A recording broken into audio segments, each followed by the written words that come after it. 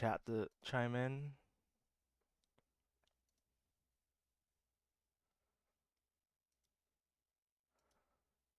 Uh, All right, I've got the pre-roll. awesome. So hello everybody. Thanks for coming in and joining us for our last wiki stream of the month. We've been doing a couple fundraising streams with the devs. We had Boyd on week one. Then we had Maya and Pundis on last week, and finally joining us is EP Thomas Marrone. Welcome in. Welcome to the wiki server. Thanks so much. Yeah, it's still kind of weird to be called that. It's still weird to be called EP. A little bit. I have to admit, it was never really, a career goal of mine to EP. I was perfectly happy being art director, which is still, a big job with a lot of responsibility. But Hmm. that's kind of where I figured I'd end up. But strange things happen, lots of weird circumstances, all shifting around to the realities in a row, and yeah, here we are. How's the season been for y'all over there? I know it's been a couple weeks into it. Just the not like talking numbers wise, but how's it been for you as like I guess a reunified cryptic? Would you call it that? Maybe like no more Deca. Everyone's been pulled over. I mean, yeah, it's a weird, um, it's certainly a weird circumstance because we essentially we carried over almost the entire team as it was during at the end of the Deca period, right? There were and are still some cryptic, I don't know, holdouts, veterans, whatever you want to call them. Our animator Weston, our lead character artist Ian, effects artist Andrew, obviously Jeremy and I. Um, kind of weathered that whole scenario and are still on the game. So there's still, it's interesting the past 2 years seeing people talk about like Deca this, Deca that. Like Jeremy and I have been very loud voices in the direction and creation of the game this entire time. Um, in different capacities over the course of the transition and everything. So there's we've had some great work done by our new Deca, but now cryptic colleagues for sure. But like um, it's never been just a cryptic team or just a Mm, Deca team in the last 2 years. I would say the last time it was just cryptic work was probably both worlds. Um, and then after that, because I think that was our 14th anniversary, right, yeah, in yeah, 2023 something or like that. 2024. Yep, time is a flat Um, circle. yeah, yeah. So anyway, because the transition was announced to us in November of 2023, and then Deca started hiring people. But all of the anniversary work for 2024, which I believe was both worlds, Yeah. that was all still almost entirely done by, or was entirely done by the Cryptic team, as it was. And then people started, you know, they it was made very clear to us what the end game was, which Mm, was that the Cryptic people are going to be, replaced by Deca contributors in the long run. And so a lot of people just started to look for new jobs immediately, and then other people were laid off, and there was a lot of turnover. It was very difficult 2 years in a lot of different ways for a lot of different reasons. um, and then I kind of gave that list. I gave you all that list of people who are still here, who kind of weathered the whole situation, right? Jeremy, me, Ian, Andrew, Weston. And certainly I wish it had been more. Um, but again, and those people have been all instrumental in maintaining a sense of continuity in quality, right. as best we can, right? Because the Deca folks who came in, they were all a lot of them are new to the games industry. This is their first like industry job, um, or they're some of them are not. One of our senior designers has been in the industry for a very long time. Flo, a writer, they worked on Star Trek Infinite. We had some other designers and other people, concept artists and stuff who worked on Star Trek Infinite. And our art lead now, he worked on Fleet Command. So we do have some industry veterans in there, but we also have a lot of junior contributors too, right? And so it was crucial for the project that we keep as many of those senior people, senior cryptic people familiar with the tools as we could. And I fought as hard as I could for that to keep as many as we ended up keeping. And I'm very glad that we still have those people. Um, and so anyway, I think I got on that tangent because it has been sort of a mixed, team this whole time, and I don't want people to forget that there's still a few cryptic veterans in there who are keeping the faith and bringing their tremendous expertise and experience to the project still these days. So, so now that we're back, now that the so basically what happened when ARC decided to go independent from Embracer was that um, ARC took with it the cryptic games, so Champions, Neverwinter, and Star Trek.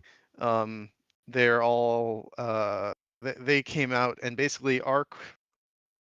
There's a holding a company was created that bought ARC and Cryptic. ARC and Cryptic are still two separate companies, but they're owned by the same parent company. Okay. Um, and but we are working a lot more closely with ARC now because now we are like the Cryptic games are ARC's flagship products, and they're very interested in supporting us and seeing us succeed. So I don't know if people have noticed, but there's a lot more advertising for Oh, STO now. oh, absolutely. I've been noticing on Instagram. Every Instagram Yeah. post, like 2 to 5 scrolls, bam, Mm. corruption. It's Yeah. great. Yeah. So we have we have more ad support. I've seen a lot on Reddit personally, which is great. We've got something. I will tease something a little bit. Ooh, We've all got right. something an incredible. Hopefully I can tease it. I don't know. But we've got a pretty incredible promotional piece we're working on for um, the 16th anniversary Starship bundle Ooh, that I think people are going to really enjoy. Um, and that probably won't come out until the actual release of the bundle, which okay. I don't think I can say when. Yeah, you don't have to spoil too But much, yeah, you. yeah.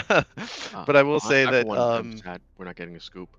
Well, yeah. hey, if we get 100%, we're at 98% on the fundraiser. Hey, maybe we can divulge a tiny little sliver of it. I'm not gonna push. Right, right. And Let's see here. Hold on. Let me I need to actually post that is there a live post on Blue Sky? I yeah, think you yeah, said it's there just might have I been. have it on the STO Wiki account. It's just posted everything. So Okay, let me go re-skeet that, I want to shout as out they to say. Squip who's just donated a bit. So that's how we got the 98%. So not too much Nice. left, Hugh. Let's see. Yeah, Twitch front page. STO was on the Twitch front page a couple weeks ago. I didn't see that. Yeah, and that was just luck. We just happened to be there was a guy who I guess he used to be a Fallout 76 streamer and Oh, decided that he got into STO, and then he got on like it wasn't he didn't have like a giant audience or anything. He just happened to be on Twitch. Twitch does that, right? They'll just yeah. I don't know if it's random or what the criteria is, but they'll feature smaller streamers on the front page.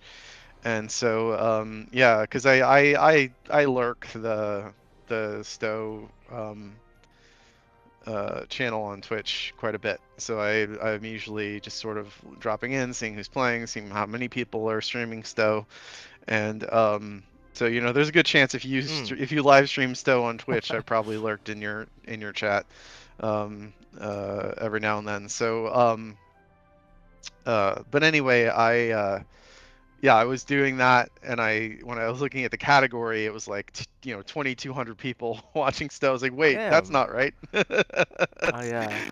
Usually, usually a lot smaller than that. So then I clicked on you can see who all streaming and yeah, and so the guy was on the front page, and I think he got up to like 2,900 at peak. Wow. 2,900 viewers and playing STO, and he had good things to say about the game and everything, and that was really cool. Um, if we can be lucky like that a few times, it can make a big difference, right? Um, in in the way that people engage with the game, the new players that come in. But Yeah. really, the ad spend is a huge bonus for us. So I kind of got on that tangent just to because we were talking about Arc and the transition back to Arc and Cryptic and Mm. everything. So essentially, what happened was Arc, um, bought Cryptic back from Embracer as well. But it's still Cryptic is its own company. Jack came back as the CEO, and then we essentially hired the that was the teams that were working on STO, Neverwinter, and Champions. We hired them from Deca to now be Cryptic employees. Um, so there's a strong continuity there of the team from the Deca transition, because again, most of the Cryptic people had been laid off or left, right, during the last 2 years. And so as important as the remaining Cryptic people are, most of the heavy lifting of making the game, that's all being done by people who are formerly Deca, now Cryptic. And we're happy to be working with them and kind of moving forward, as you said, one big team. A collective But whole. yeah, yeah. um, so on that note, so for the last two releases, you've been definitely getting your footing back, and Jeremy brought us up on our excuse me, our first stream that this is like the first big anniversary since the transition. It's been episode, a TFO, the box, the whole suite of content. How has that been to Mm. readjust to that like cadence of like I guess you'd call it the usual like cryptic cadence of like these three big pillars? Because for a while we had one box of you. I'm not sure if you're gonna continue that sort of only one box of you, lockbox rather, cadence, but that was definitely something you had to sacrifice to get everything else out the door, right? So like, is it still too early to say, oh, this is probably indicative of what our releases for the rest of the year are gonna look like, or do you think it's gonna be like a wait and see how everyone responds to this and what we can do internally right now at our capacity? Right. I mean, it's always good for us to get as much out as we can. Yeah, yeah. Right. Like if we can get a new lockbox out of every release, we would. I don't think we will. Mm. And I think that there is, we will at least continue to do one lockbox a year. I All can't right. imagine us doing any less than that. We might try to do more. Obviously, it's kind of early. I don't really want to commit to anything, Absolutely. but it is, I think it's obvious to say that like the more of that kind of stuff we put out, the more money we make, which is better for for the game, and obviously we want to put out things that you guys like, so we can, if we put more things out that you guys like, you're having fun, you're getting the cool stuff more often. It's good for everybody. It is just a giant, like a lockbox is just a giant Yeah. piece of work. And also, as cool as it would be to put out more lockboxes, I also want to take a step back and think about what are the other things that we haven't done in a while that maybe we could be doing. And so if we put out more lockboxes, right, it is unfortunately like the effort we have is a zero sum. So like True. we can do X or we can do Y, right? And so we can put out more lockboxes, or we can take a look at some of these older things that we haven't done in a while and try to do something new with them. So, That sounds exciting. it's yeah, so we'll see, we'll see what our bandwidth is and where we go. I mean, ideally what I'm hoping for is that as the team with, I mentioned that a lot of the team now are juniors, or at the very least new to the tools. And unfortunately, STO is a big game. These tools are very complex and not super reliable. I think we've been pretty transparent about that. Yeah, Or, absolutely. or if I don't want to say not super reliable, I think that maybe that's unfair, but at least they're, they're very finicky. Maybe I'll put it that way. Right, like they require a certain, it's kind of like a performance sports car, right? It can do anything you want, but you have to know how to tweak it just right. And so that's like they I would call it to be aged with good. care, maybe like a fine whiskey or Right. something.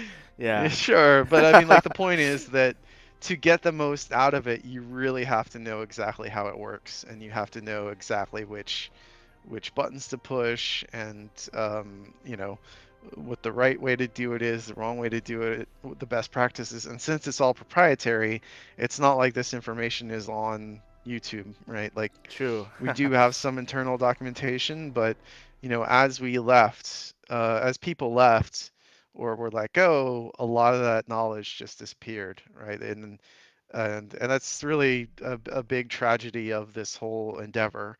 Um, was the just kind of the misunderstanding of how much of these games are Institutional tribal knowledge. knowledge and Yeah, yeah. proprietary, and and really were running because we had very senior people who were very familiar with them, and you lose that, you lose something permanently.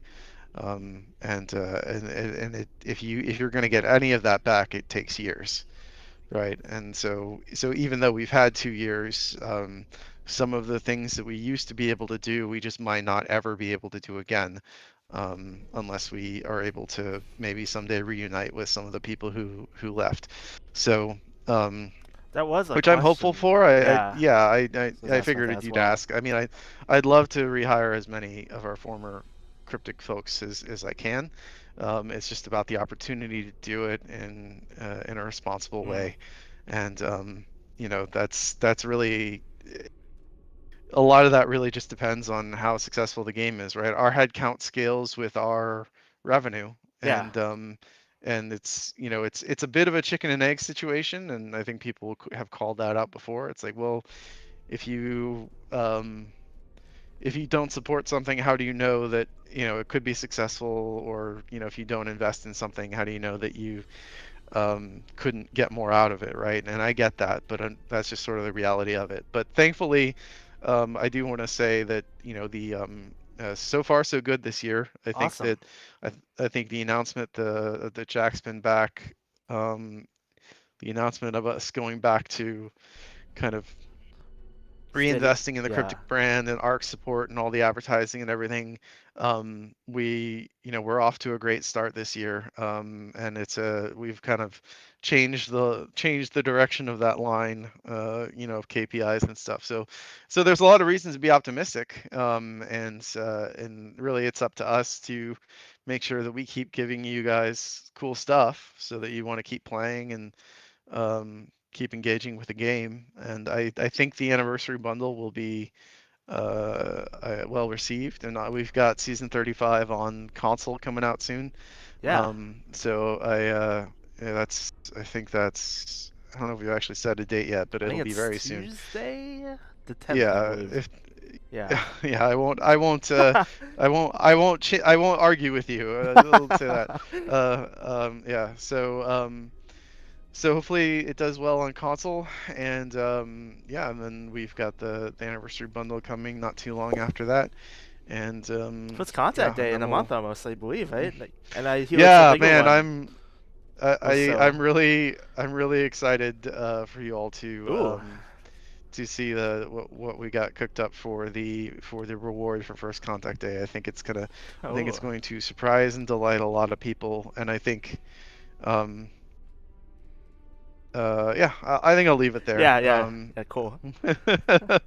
Hey, and Devu Gaming in chat.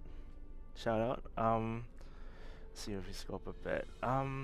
Well, before we get into more questions, we will have Q&A towards the end as well. So I wanted to do sort of like a, as you said, both worlds and the whole anniversary update for that year, 2024, was like the last. Would you call it the last hurrah for most of the old cryptic staff? Like it was like the big tentpole final big episode before even situation under control was like a half deck, a half cryptic situation right afterwards.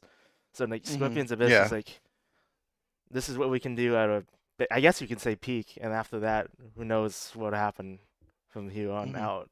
I want to start with Scorpion's Abyss because I don't think it got any sort of. I mean, it's a great episode, and I do love the reward of the whole Boy King reveal and everything. And I want to just like spend a bit more time on the Boy Kingdom because they kind of got lost in the translation of the whole merger and everything. There Right. wasn't Yeah. too Yeah. much elaboration on the whole that whole period before Axiom, which is I can't believe that's a year ago. But so let's just get started with that and go back to the chat for some questions here. Okay, sounds great. Also, do a stream on Discord so you don't have to get the delay real quick. 1 second. Hmm. There we go. Um, Solutions. We live at a perilous time, friend. But recall our axiom. Through harmony, we are secure. Through unity, we are strong. Together we will strive to defeat our mutual enemy. and of course, at this point, we still think the Athelians are sort of unlikely allies, right? We don't know their whole origin yet, and they're Right. Yeah. leading in Exactly. this like sort of suicide mission under the guise of you're doing the right thing for the Undine and the fluid space denizens there. And it's Right. all a big subversion to gain our trust, I believe. So at this point, one of my favorite aspects of the story like so far has been like uniting us with some of the enemy factions that you've just had an all-out war with. So the Thorians and the Cool, to some extent the Iconians, right? And we're not all Iconians, but we have friendly relations with a variant of Iconian, which is kind of crazy because if you Hmm. think 2 years before that, I don't think anyone would have wanted to ally themselves with Taket or the Mirren or anything like that. Is that indicative of like future storylines where we're not just fighting rogue Cardassians or Klingons all the time, or like we're just focusing more on the alliance, like inwards instead of outwards? I know you want to do less like multiversal threats going forward after the story wraps, but Yeah. I mean that, like you said, I really want to. I really want to lower the stakes for a while after yeah, we finish the storyline. Um, and I but it'll be a little while before we get there, so yeah, I hope people can bear with us so we can finish this, because it is an epic a storyline that deserves an epic conclusion. But ultimately, um, yeah, I think like lowering the stakes, but also showing how you can still find common ground with people who seem so different than you is a core true. Star Trek idea, right? And so that's something that, for like bringing in Bright Eyes and kind of where Victory's life ended with the Dominion, kind of following up on that. And even to some degree we kind of foreshadow um some form of cooperation with the Borg right at the Right. end of Yeah, the episode. Yeah. the episode. So we'll see where that goes, but the core idea there is just that if you look for it, and if you act in good faith, and other people are willing to do that, you can find this common ground and can work together. And I think that's an important it's an important Star Trek idea that Hmm. I'm really glad that we were able to get there in STO, because STO starts with a war between the Federation and Klingons, because Klingons. that's kind Yeah. of the how Klingons are the classic Star Trek villain, right? So we gotta have that in Star Trek Online, and it makes sense. But I'm glad that like as you play through the storyline, that changes, right? It's not a constant. It's you start to understand why the Klingons uh, believe the things they do, and you work together and you find that there's this greater threat. And then a larger threat is a good unifying force. But the other thing I want to do with the Khitomer Alliance, as we move forward, is just say that, well, it still can survive not having a larger threat, right? That Right. these people can still work together. The infighting, right? um Like these are all so disparate cultures, and they're still learning to right. get together. And I mean, you saw the Dominion in the last episode, right? Best Red fans where they retreated back, and they're still catching up with the rest of the Alliance because they were so inward for a period with the Athenians there. Right. So like having the Khitomer Alliance survive as a thing, even when there is no greater evil, I think Hmm. is an important next step, in the cycle of that story, so that we can reinforce the idea that like people like can cooperate in the service of not just defending against something bad, but also in the service of like creating a better future, um for its own sake. right? Yeah. I think that's the important next step there. So, yeah, I think that will be, to some degree. I mean, like as an MMO, and especially one where we have lots of cool combat abilities Oh and yeah, absolutely. starships and stuff. Like the conflict is always going to be a central part of the way we have to tell a story. Um, but I think we can do it and look for opportunities to do it in ways that still kind of move the STO universe forward, um, and supporting those ideals and that thesis of kind of diversity as a strength, uh, finding common ground, leads to better outcomes, all of that, right? That's an important part of what's beautiful about Star Trek to me, and I want, as best we can, given our medium, I want STO to represent that and to have that. I did want to actually give a little bit of behind the scenes about Sure. this. So what's funny about this map is that Bright Eyes was too big, so I think we had to like scale him down so that he could fit in here. Oh, interesting. Like the Tholian, I think that's a Captain EV suit. Yeah. That was it was too big. I think we scaled him down by like 30% so that he could fit in the DS9 conference room. Um, and Bright Eyes, of course, if anybody doesn't know, he is a character original to the IDW comics, and we talked to IDW and the writers who created him, and they were excited to have him come into STO and be a character. So it's really, that's also something I like to do. We've done that quite a few times now between the Bright Eyes, the Theseus, the Omega, bringing in those characters and ships, the Hernandez Mm. from IDW, and just kind of making the whole Star Trek universe feel a bit more interconnected between the comics and the novels and the game. All of that is it's important to me, because I know everybody lives with Star Trek in all those different places and enjoys it in all those different ways, and I want to reward that, and I want people to feel like it is one big universe. So that's always been something that I've worked really hard to kind of pursue and to generate those connections. And so when um, the conversation about the Omega, getting the Omega in STO started because um, we were doing the TMP bundle, and I reached out to IDW and said, hey, we want to do this for, we already did the other Theseus, we want to do this TMP version of the Theseus.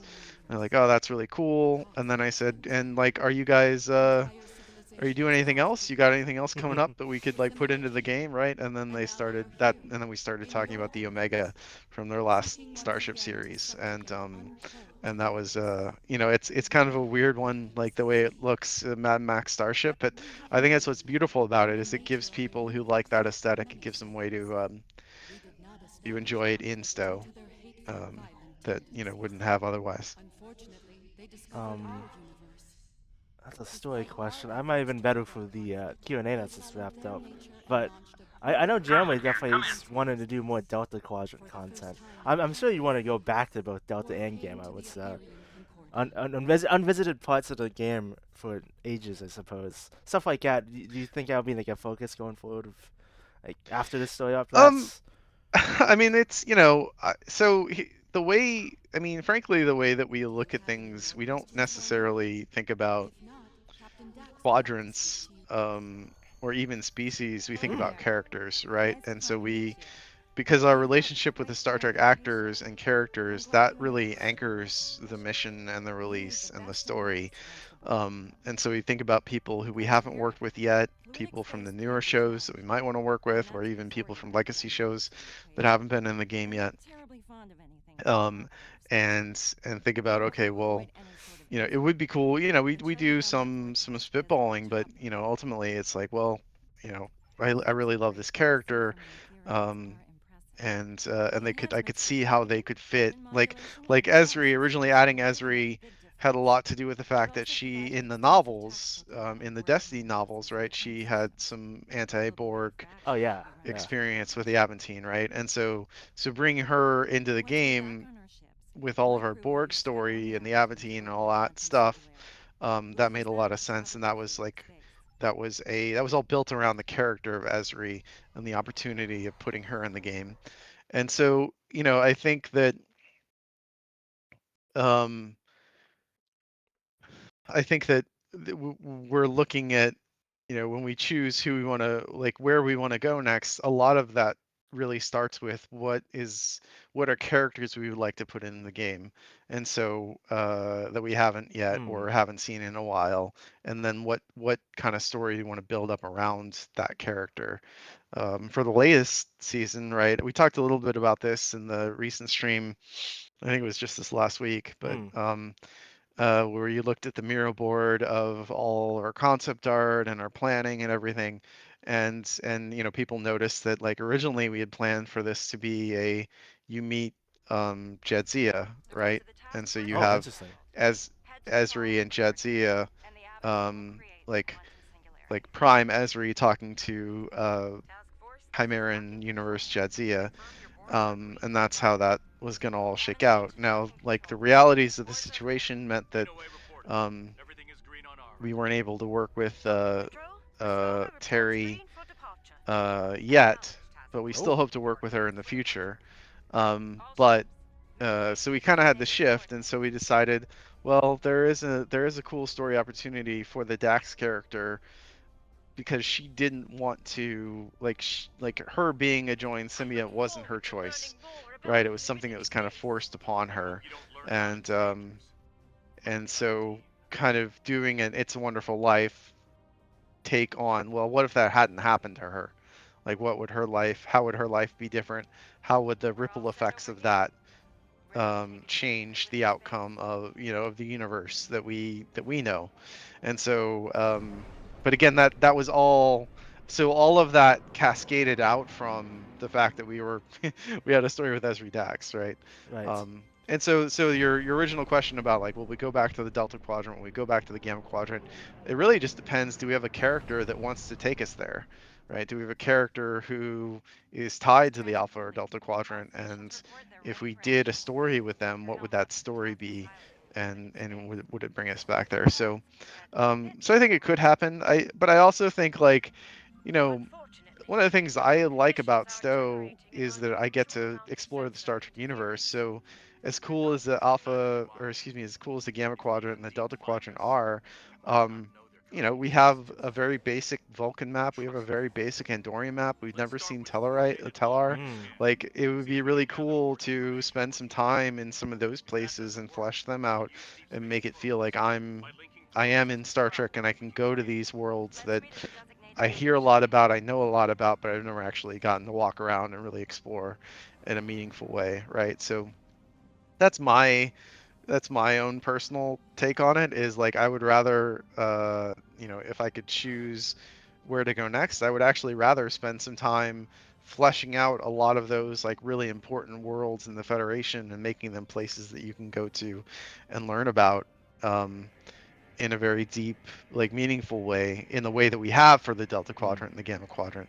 Um, but I don't know that that's what we'll do, because, again, it all has to be organic to whatever sort of character stories we want to tell with our guest stars. Yeah, I was. It's fun you mention that because it's a much different paradigm from like you doing. Say, go back to Age of Discovery. You have to flesh out that whole tie-in to have the synergy with the show. Whereas this story arc right now, it's a wholly still original thing, right? You're fleshing out your own universe.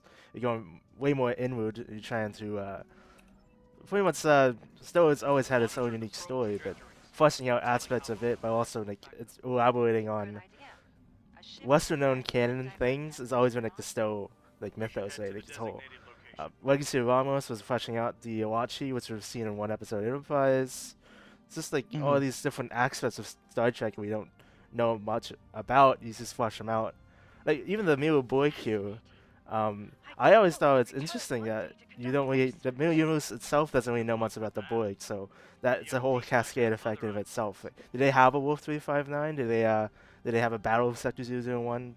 How much contact with the Borg did it even have? And in Stowe, you find out that pretty much like only Janeway has found the Borg technology in that way and introduces her universe into the whole collective paradigm. Mm-hmm. And then you find out they're super ruthless They've had all this time to conquer and annihilate and assimilate all this technology, and they're very interesting. So I want to go into that. The Mirror Borg.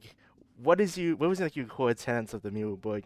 Other than they have to be evil and red, right? Like they have to be more interesting in that, right? Right. So, I mean, a lot of that was from Al and Paul. Al Rivera, our former creative director, and Paul Reed, our former writer. And I think they were inspired by some of the IDW Mirror Universe stuff. Because I think like Jordy in those comics, he had like some Welcome Borg aboard. pieces. And then there were some other things about how um, I believe like Harry Janeway Kim goes got out to find the assimilated by the Borg. Borg. Yeah, Yeah. in one of the Um, comics. so I think there was, like for Al and Paul, they were looking at like, well, so the Borg, like our Borg, they're about the acquisition of technology, about assimilating things that can improve improve them, bring them closer to perfection. Right. And so for the Mirror Borg, that sort of ideal of perfection is not just about um, like understanding the universe or having a faster starship or whatever. It's about strength, and it's about destructive capability. And so and they are just sort of at a baseline more aggressive, right? And so if you're not useful to them, they will destroy you instead of ignoring you. Like regular Borg, if they don't think you're a threat, they just ignore you because they don't want to expend resources on something that doesn't matter. But the Mirror Borg, they'll actively just kill you if you're not useful to them, just because they are that more aggressive. And then if you can if they see you as something that could become a tactical asset, they will assimilate you. Um, and so that was sort of, I think, one of the bigger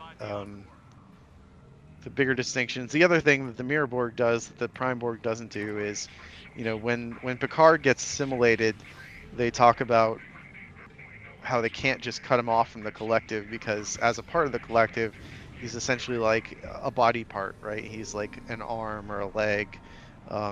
Like the collective doesn't want to just um, disconnect a drone because it is a piece of itself. It is a piece of its body in a way that I think that the metaphor of me, like I don't want to, I'm going to do everything I can to avoid cutting off my finger, right? If I get a cut that's infected or something, I'm not just going to cut off my finger, right? That's a part of me. I don't want to, once it's attached to my body, I don't want to let it go. And so I think the Prime Borg see their drones that way, whereas the Mirror Borg, they see their drones and their ships and everything is much more expendable. And they have the suicide drones, the suicide spheres, all that stuff that and they also, they've got their regenerative capabilities, so that when one of their drones dies, they can just bring it back to life. So it's interesting that they seem much more willing to make those kinds of sacrifices, and to in a way it goes back to that sort of tactical mindset of I am going to sacrifice this body part because it gives me a tactical advantage, even though it will hurts. It's worth the pain to achieve victory, right? That's sort of a very general, like, leader military way of thinking. um, so so that was kind of, I think, where the the philosophy of the Mirror Borg, how they're different from the Prime Collective. Um, the aesthetics for the Mirror Borg actually started. They were inspired by the Cherry Tree Borg Cube PC cases, Oh yes, I because think I remember this. they yeah, so like one of the ones that they did was white, and then it had a lot of RGB and stuff, and I always thought it looked really cool. It was a Borg, like they 3D print a Borg cube, but they print it in white plastic, and then they put a bunch of RGB lights inside, and so So I always thought that was super striking, and actually got one of those for my now fiance, then Oh yeah, girlfriend. congratulations. Yeah, thank you. So that so it's something I think about for a while, and then in thinking about, okay, well, how do we make the mirror board look different? I also remember playing the I'm not like a huge comics nerd, but I really did enjoy the Sony Spider-Man game, like the first the PlayStation Spider-Man game. Oh yes, yeah. The first one and one of the villains is Mr. Negative, right? And so he looks like if you took somebody and put them through an inverted filter in Photoshop, like instead of bright flesh color, the skin is like dark blue, like that literally inverts the colors. And so the Cherry Tree PC case of the whiteboard cube made me think about the like inverting the colors, and instead of black and green, like since it's a mirror, right? It's inverted. What could it be? White and red, and that's sort of where we started. Now we didn't want it to feel super clinical, and so we added a lot of grunge and dirt and other stuff. And yeah, I'm really happy with actually how it came out, because I think both our ship and our character artists like took that very general brief and brought a lot of life to it with the way that the red chess pieces and kind of the grime and It's almost the like kind of you don't organic. like care about those ships in a way. Like, oh, it was just Yeah, acquiring technology. We're not gonna polish them up. We don't Mhm. really care about that. We just want to Right. continue to grow, and not like no maintenance. No, you don't need maintenance for a boy. Just hack off the whim and call it a day. So, Yeah. yeah, very indicative of that mirror universe mindset of everyone's expendable. Um, no, you haven't missed the Yeah, Q&A absolutely. part, Jack. It's all stream is a Q&A, so if you got any questions, we'll try to point them out as we Also, beam down here. there is a Fusion Cube version of that PC case. Oh my, is it red and white? It is red on the inside because of RGB. Oh, RGB Borg win. Accumulate every light source in the galaxy. Um, it's fun how you've differentiated. So the Prime Borg and STO used to be like the hyper zombie. They've adapted. It's post Janeway's annihilation of the collective. But nowadays, since they've been remastered, they're more like they look more as if they're like the TNG Voyager Borg, and all these other variants are much more zombie-like and much more techno-organic. Now, even the Chimerans themselves remind me a lot of that old, the old Borg drones with the exposed rib cages and everything, right? That sort of like I'm not sure if it's supposed to be edgy or whatnot. That 2010s look. I think that makes it interesting to have the story go back to the normal Prime Borg and try to, I don't know, humanize them a bit, or like show how different they are, how desperate they are, maybe, kind of, in a way. So that'll be a fun challenge to see how y'all figure that one out with the alliance there. I'll provide each team with some Starfleet gear. Yeah, I mean, we wanted to. I mean, like the way STO has approached Star Trek has kind of fundamentally changed since it launched. So when it launched, I think the idea or the goal from the original team was make a Star Trek video game. At all costs, right? Like, at any cost. well, Right? I mean, no, but I mean, what I mean by that is there was a style, there was an art style, there like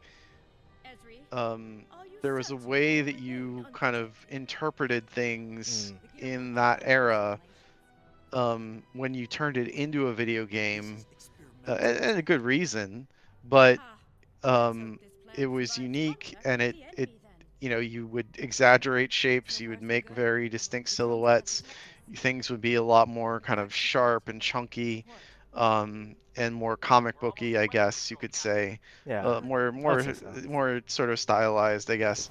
And if you think about like games and sort of the PS2, right? It's 2009, so I don't know, that's like late PS2, early PS3. Um, uh, but but it was just like a we are video game developers and we're translating Star Trek to the video game medium, so we're going to reinterpret Star Trek through that lens, right? And that's why you had those like the shiny kit metal armor, the armor Oh, kit the pieces holographic bits for and everything. players, all Yeah. the holographic stuff, right? It's all very layered, it's all very chunky, it's all very futuristic. Like, again, I want to use the word comic book. I don't know if there's a better word, but it's all very like heightened. Yeah. And again, like it's something that feels Stylized. There we stylized, go. futuristic in the kind of PlayStation 2, PlayStation 3 kind of sense of the word. Um, but as the game matured and as we got feedback from players, people like they didn't want Star Trek to be reinterpreted. They just want to be in Star Trek, right? Like that stuff didn't land very well because people who played the game, they didn't want the exciting thing wasn't to see what the sort of cryptic version of Star Trek was. It was, well, I just want to be in the Star Trek universe that I'm familiar with from the shows. And so over the years, we've really backed away mostly from that initial aesthetic and just tried to recreate the aesthetic of the shows in the game. And that's really what happened with the Borg, right? Like the Borg, like you said, they're very chunky, lots of they were cool and it had distinct silhouettes, and it was sort of seen, this was all done under the sort of excuse of, well, this is what it looks like in the 25th century, which is fair. And this is how the Borg had progressed. And so in a lot of ways, you could make the argument that our design language has kind of regressed in the sense of we're bringing it back, for the Borg environments and the Borg characters, like the Prime Borg and the Mirror Borg that kind of share a lot of the same models. We're bringing it back to just what did it look like in Voyager? What did it look like in First Contact? What did it look like, in TNG? Like, let's see that. Let's just put that in the game.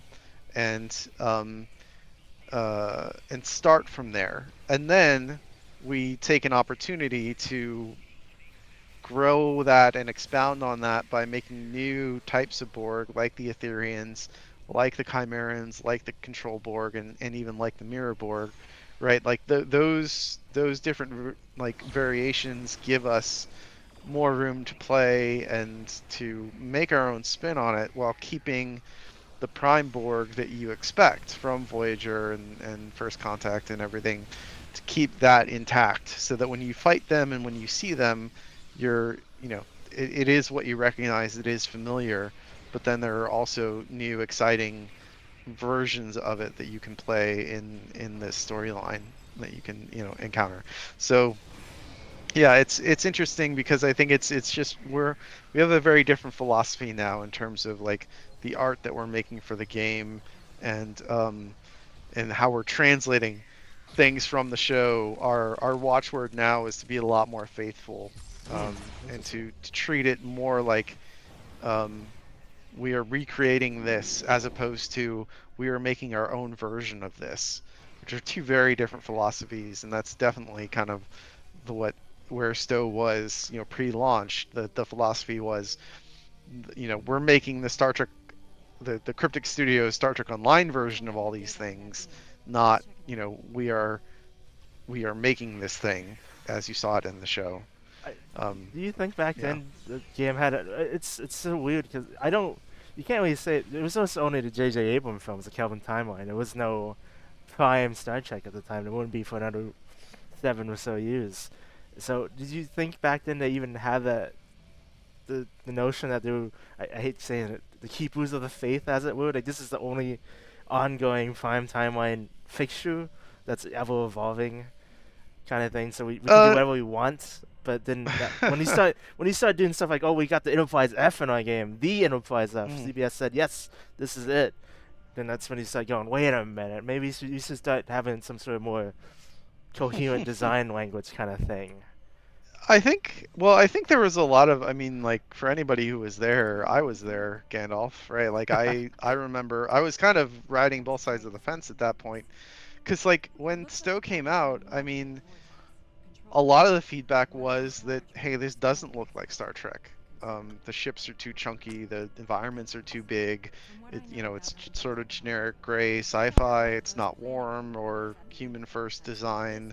The Elcars don't look like the actual Elcars in the show. There was a ton of that feedback on the art of the game in the first couple of years, and so when I moved over, and I say first couple of years, I'm basically starting from closed beta, Yeah. because when I moved over to the team in 2011, because I started at Cryptic in 2010, but I was on the web team, and then I moved over to the STO team in 2011. I think like in the late spring, early summer, but there was a different the art lead on the game had changed. It wasn't the one who launched the game. It was a different guy at that point. And he was seeing that feedback, and like one of the things he told me was like, well, I think we need to start being more faithful to the IP, because you remember what the crystalline entity looked It was like? like a big like chunk. It wasn't like a Yeah, entity at it was a all. big like Nautilus shell kind of thing Yeah, almost, yeah. right? And again, it looked cool, but it didn't look anything like what it looked like in the show. And so that was one of the things Jeremy, actually, the art lead at that point, Jeremy Matson, he was, I think he modeled the one that we have now. I think Oh he wow. modeled it himself, because he's like, this, we should just, this is what people want. They want to see the thing from the show in the game. And he That model still and holds up. so That's still looking great as yeah, is. yeah, it looks great. And he um and so there was kind of just a shift of opinion about from the leadership, as like when at that point in Cryptic, there was a lot of turnover, because there were a lot of new projects starting up.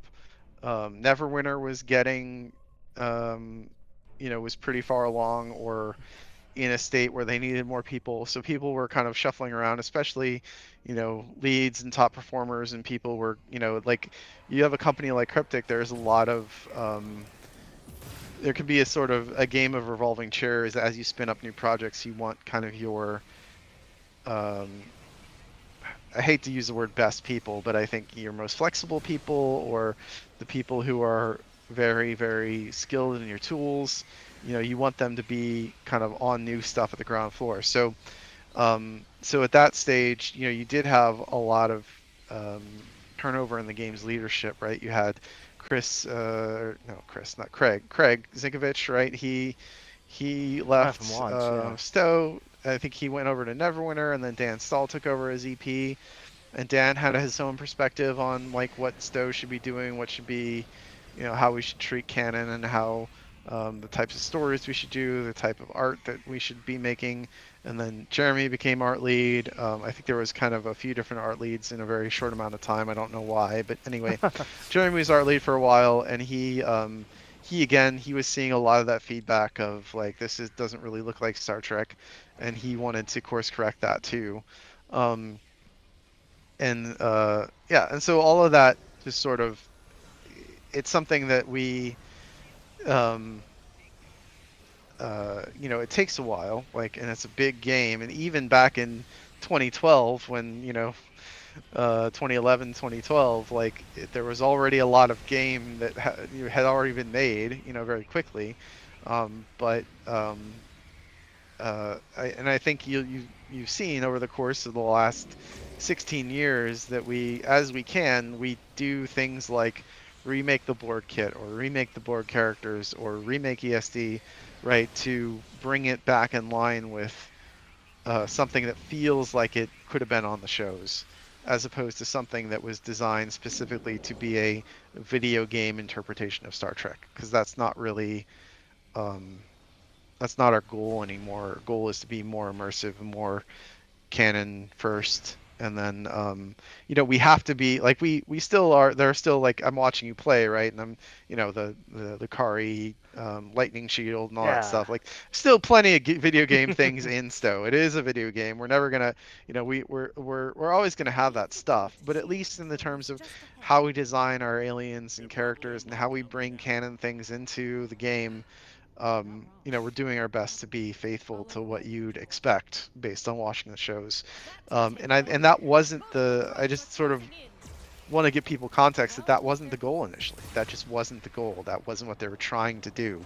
The people sort of making those decisions super early on, and so it was, and this was, and by the way, this is how even that Sony Spider-Man game I mentioned, right? They want to make something that's sort of faithful to Spider-Man, but they're putting their own spin on it and their own stamp on it. Yeah. And that's originally what STO was. It was its own, Cryptic Studios version of Star Trek. Welcome aboard. And that's just as we've matured, we've sort of realized that what we want our version of Star Trek to be is just Star Trek, right? As much as we can, we just want to recreate the style and the look of the shows, and then extrapolate from there. I think it shows pretty much the design philosophy of something like the Kingdom Alliance was I'll always pipe up because it's such a cool idea. Because you're just blending, you're putting all these great elements of every big major faction in a bundle and saying this is the future that leads us to the 32nd century and beyond. Like the whole, I mean, of course it doesn't. They get super ununified after a while. We don't have to worry about that. Yeah, that's not going to happen for centuries now. But you get all this great cooperation, but then you have it on the backdrop of all these great iconic locations like Earth, or even something like as simple as the Boy Cube that we've seen in the show. It's like, oh yeah, this can stand alongside that as much as new fleshed out Chimera and Midas Ray can stand up against like Vulcan or whatever. It's just, and like 10 years ago, I don't think I would have been like, oh yeah, that was just kind of its own thing. But you can see it's like this is an extension of the Star Trek universe now, which is pretty impressive. Um, Going back to the whole from the start, what would you say the golden age of STO was? Like when did the team finally realize like, oh yeah, this is everything's working, everything's clicking, like content and that's expansion. Man, ironically, I think it was 2022. Oh, that was. Oh, what makes you say that? Is that just the card connection or? Well, I mean, I just so like we kind of for this release and a few years like it goes. I think probably like 2019. Like once we cleared 2019 through 2022, because once we were able to do Age of Discovery, which is just kind of incredible that we put that out and got all that done. But once we got that done, we were able to hit a pretty reliable cadence of we can do this amount of work in this amount of time. It's going to be high quality. Nobody has to stress about it. We're going to increase, the quality bar that we have for the stuff we're making. Like, I think that once you get to Victory's Life and Age of Discovery, I think you can kind of see that the quality of our environments have leveled up, quality of our ships have leveled up quite a bit at that point. Our characters look better, everything looks better, right? Like, and then we have a great sort of variety of content. We have some really incredible TFOs with some really surprising and interesting gameplay. And that really speaks to the team and the sort of chemistry we had as a team. And then so the kind of 2019 through 2023, like 2020, 2023, like we were cruising and we were, the amount of work that we put out was And COVID, pre and post COVID even too. it was post COVID and we were remote, but we figured out how to make it work and it worked well. And man, I can't believe that we did this. And we were still managed to take big swings like this, right? Like having your character be assimilated, and having This jump scare got me for real. Jump scare warning. Yeah. Wha-bam. But it's like Yeah, so good, man. But you can only do things like this if you have the people who can do it. And so we had, and a lot of the fact that we were cruising in that time frame that I'm talking about was because a we had Weston and we had Scott Boyd, our lead environment artist, who also kind of did a lot of work mentoring Weston on cutscenes and stuff. And so cinematic storytelling leveled up. And then we had, um, uh, we had Jesse and Ryan and John Hegner on our content team, and these guys were incredible, and they all had different skill sets they brought to the table. And we had Jeremy on and off on the systems, and we had a really smart guy named John Herlash for a while, and um, it we just had a great team, and what people, you know, for any sort of creative endeavor, if anybody in the audience eventually becomes a CEO, I want you to remember that like this stuff doesn't just happen. When you're making creative things, you can't just rely on any particular person who has a skill being able to make something that's good. Like all of this happens, anything that is good is made because you have skilled people, but then you have skilled people who know how to work together and know how to communicate and have a shorthand and can just sort of can experiment without wasting a bunch of time. And this is all something that, like, you talk about a person's career development, and there's a lot of discussion about that, but there's also a team development that happens. Like a team is an organism, and a team grows and changes together.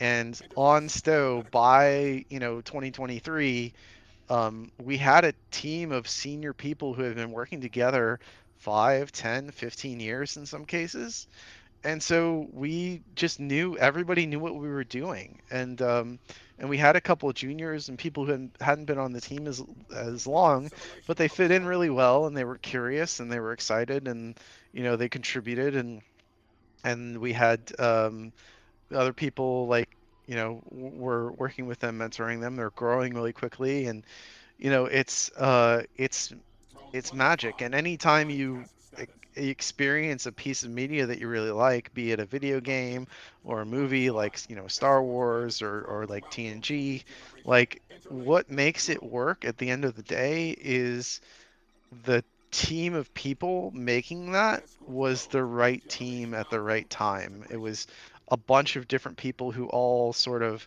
were simpatico and knew how to speak the same language and had the same vision, and or they had leaders who had good vision and were able to direct them and trust them. And so and that's just where we were back then. And we were able to do some really crazy stuff like the Wolf 359 TFO, right? There's no way we could have pulled that off in like 2016. No, yeah.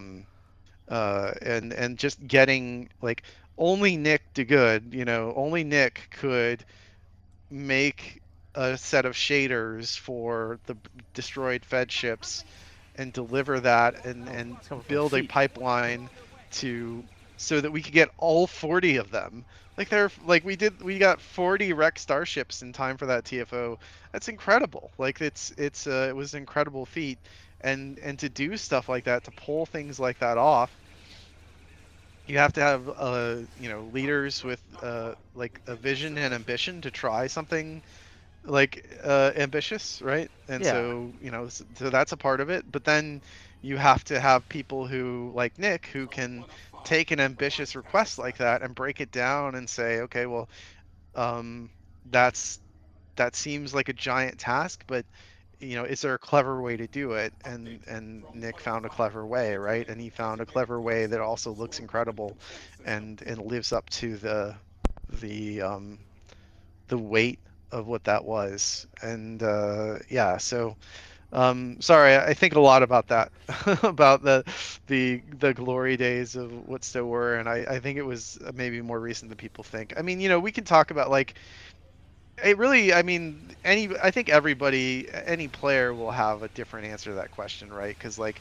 players might say that, oh well, probably Delta Rising or whenever the Voth Bathysphere, or like Oh those are man. glory days in the sense of we got really ambitious Battlezone content. We got reputations, we got fleet holdings, right? So the team was certainly bigger, and we were doing a lot of different stuff, and I get that. But as somebody who is working on the game, to me, the best time was when we had that like team chemistry, um, and everything was running super smoothly, and we were all having fun. We all loved what we were doing, um, and we were all, we were working hard, but like we weren't stressing out about it. Like we were making a good game, and we enjoyed our work, and we loved working with each other, and so that's kind of why I answer the question the way I That's did.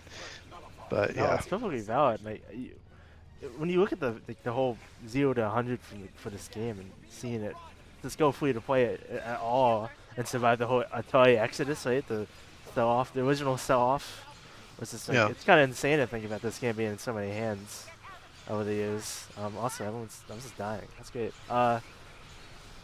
I know it's just a testament to how much the game has evolved since then. To even be talking with you right now about the future, like yeah, 16 years later, is insane. Like this isn't. yeah, It's not. It's a reasonable sized game, but it's no like Helldivers, right? Like, right. it's so Well, like that's interesting. yeah. I do want to talk about Helldivers Oh, actually real quick, okay, because all I right. mean, well, I mean, like one of the interesting things about Helldivers is Helldivers is a double A game, just like STO. Yeah. Like Arrowhead is a double A. They started as a an indie studio, right? And then they made Magica, and that was a breakout hit. But they still were pretty responsible about how they grew their studio and the kind of games that they made. So they made Magica, they made Magica 2, and then they made Helldivers 1, which actually, if you go play Helldivers 1, you'll see a lot of Magica DNA in it. Um, you know, um, and then they made Helldivers 2, and it was a giant, amazing breakout success. But it still like started out a double A game. Like I don't think they understood or were anticipating it to be this amazing, blockbuster hit, right? Um, and so I think that, but Helldivers 2 is a great example of you don't get to Helldivers 2 without having made Magica, Magica Yeah. 2, Yeah. Helldivers 1, and whatever else, right? Like that, they built their team and their company culture over the course of like literally 2 or 3 decades with all those games. They learned a lot, and then that eventually gave them the tremendous success. And that's something that um, I think, and Larian is another great example where, you know, there's Baldur's Gate, which really put them on the map, but they had successful games before that, right? The Divinity series and Hmm. big games like Divinity series, huge RPGs, and you know, um, it made strategically like perfect sense for them to do Baldur's Gate 3 because the type of games they were making were basically D&D anyway. And it's one of those things where an idea makes so much sense that I was kind of surprised that it happened, right? Like like when I learned that they were making Baldur's Gate 3, I'm like, "Oh, that that that's so logical." I'm kind of surprised that uh all the decision makers signed off on it. um but thank God they did for both D&D's sake and for Larian's sake. Um what Why is your thing shooting Yeah. from I'm the not ground? That's sure. not good. Yeah. That's weird. I just want to mention that I don't think Wolf 359 is available right now. I was gonna do it on the stream, but I think the queue list for the anniversary is overriding the normal queue list, so that and Borg Battle Royale are missing. I think I put a post in the official server about it. They're like you can't play them at all, or they're just Yeah, missing from randoms. both. Okay, we'll have to look into that. Oh, static. Go back up a bit. Can you hear me? Uh, Thon brings up that one cool thing about the STO team is how many former players have joined over the years, and it's just like either QA or Jet going from QA to systems design and positions like that, and even more recently Pundus and from Picard to ship Mhm. artist. It's quite the journey, I'd say. And I don't that's not really typical of the game dev like pipeline, right? Just starting as a fan and going into your I don't know if it's. I don't know how typical it is, but I yeah. think it happens more often than people Hmm. think Yeah. these days. I mean, like the thing is that um, the way that you make that happen is that it's not enough to just be passionate about something, right? It's not enough to know a lot about something. You have to also demonstrate a skill to create, right? So it's not just that people are being hired because they're fans or because Right. they're players. Yeah. Like, I wanted to hire Pundus because he he made really cool ship renders and he understood how our ships were put together at a sort of like a um, foundational level that I knew would be really useful for a STO ship artist to have, right? I wanted to hire Scorp, right? Scorpion Yeah. Design, As Jamie, well. because Excuse me. like they designed a lot of really cool original Star Trek and non-Star Trek like ship designs. They, so I knew that they were a player and that they loved the game and they loved Star Trek, but they demonstrated a skill set of like being able to make the kind of things that I needed us to make in STO. And so that's kind of the next step. If somebody wants to work on a game or um, work in a franchise that they love, the passion doesn't really get you anywhere without also having a Hmm. kind of professional grade skill. Like you have to be as good as someone else in the industry, but also have that love and that knowledge, and that's what kind of will give you the edge and make it more likely to hire you or add you to the team or whatever. But you also have to be a good communicator. You have to put yourself out there. Like, if Pundus was just sort of making renders of these ships but not sharing them online or tagging people or posting them on Reddit, like we wouldn't have known that he existed, right? So that's part of it too, is kind of getting in front of other people, getting in front of the people making that stuff so that they know you're out there. And that's kind of I mean, that's really how we got connected with Dave Blast and eventually ended up with our ships in Picard, is because Dave kept, like, he was looking at, he was getting started on Star Trek Picard season 2, and he needed some more starships. And he started, he was looking around online and Googling, Star Trek ships, and STO ships kept showing up in his Google results. It's like, oh, what's that ship? Oh, it's from Star Trek Online. Okay, what's that ship? It's also from Star Trek Online. Okay, what's that ship? Oh, it's also from Star Trek Online, right? And so like, so we have just sort of the course of the last 12 years at that point, I think 12 or 13 years, Hmm. had infiltrated the zeitgeist and were just everywhere, like If you can type screenshots in of like ships from STO. Star Trek X class, you would absolutely find a still screenshot Yep. out of one or two Yeah, like exactly. pages deep. It's crazy. A lot of Yeah. time it's on the wiki. Yeah, it's we get a lot of Yep. wiki pictures taken, and like even like Uh-huh. like publications. I won't name them, but I've seen them in like Mhm. IDW comments chased. This Mhm. is kind of how it is. But it's kind Yeah, of fun to totally. recognize the angle and the shape, and oh yeah, okay. I think it happened to the Repulse in one of the Lower Deck comics. Lower Decks did the Yeah, USS Repulse, and I I think they think I typed saw in that. Repulse and they took the wiki picture, and you can Mhm. correspond the registry they did. They like, they chopped off like one or two numbers, but it's like the stow registry, the wiki picture registry. It's really silly, but hey, it Mhm. happens. Let's see. Yeah, it's you can kind of, it's funny, you can tell the how um like how people, how familiar they are with that stuff intrinsically, Yeah. the artists of those comics, based on if it's clearly a Google image search, based image, or if it's something that is a little more dynamic and faithful.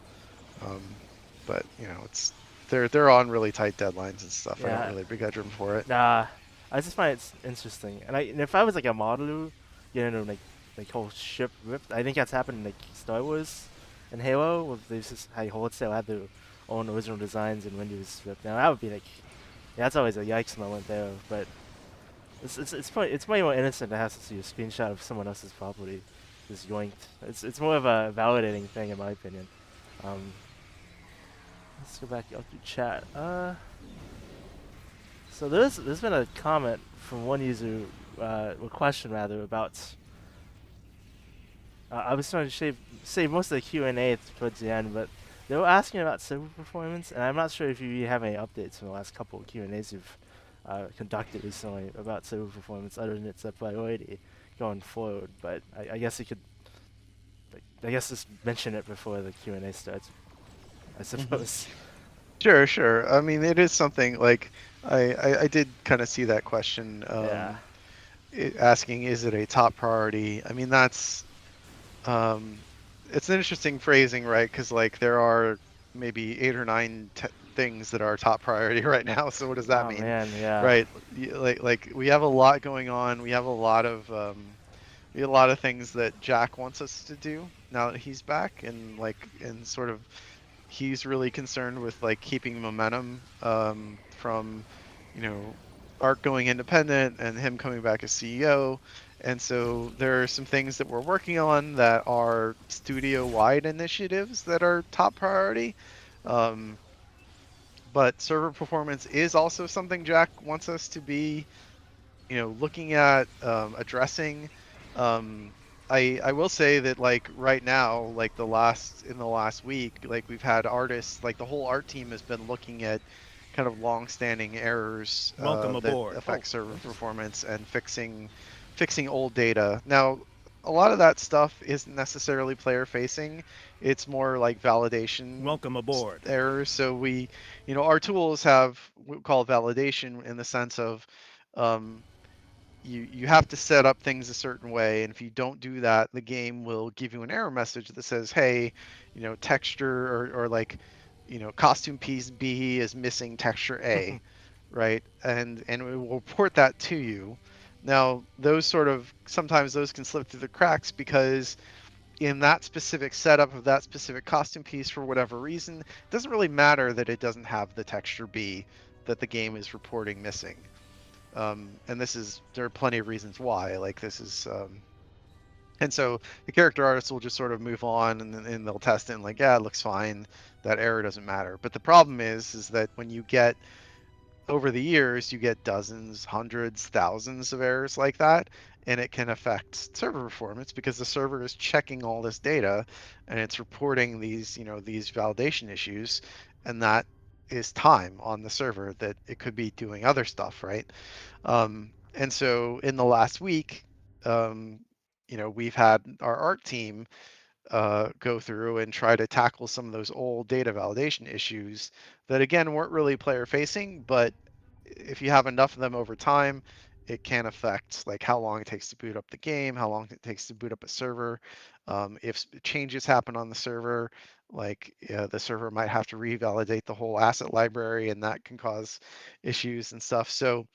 Um, so like there's that going on, and then other things that are going on. There are some engineers who are kind of tracking down different performance metrics with our designers, kind of, um, in addition to other tasks and stuff. So it is it is a priority. It is something that we are making progress on, but the nature of it is so, I want to say, diffuse, in the sense of, right now we don't have any specific, like, if we just push the make it work better button, everything will be magically fixed, right? I don't think we have anything like that. Nobody's found Yeah. anything like that yet, right? And There's so no a smoking lot of gun it right is, now. Yeah. Yeah. right, yeah, yeah, exactly. And so a lot of it is these little things like, okay, well, let's improve data validation and reduce the amount of errors we have. That will help. Jeremy recently redesigned a couple powers on the back end to make them more performant, right? That will help. But there are literally thousands of powers, tens of thousands of powers in the game, and so we have to do that in a targeted way Welcome aboard. as things come up, right? And so um, Yeah. One of one of so the one of the yeah, go ahead. panaceas is you can't just throw more hardware at the game. You Yeah, can't yeah.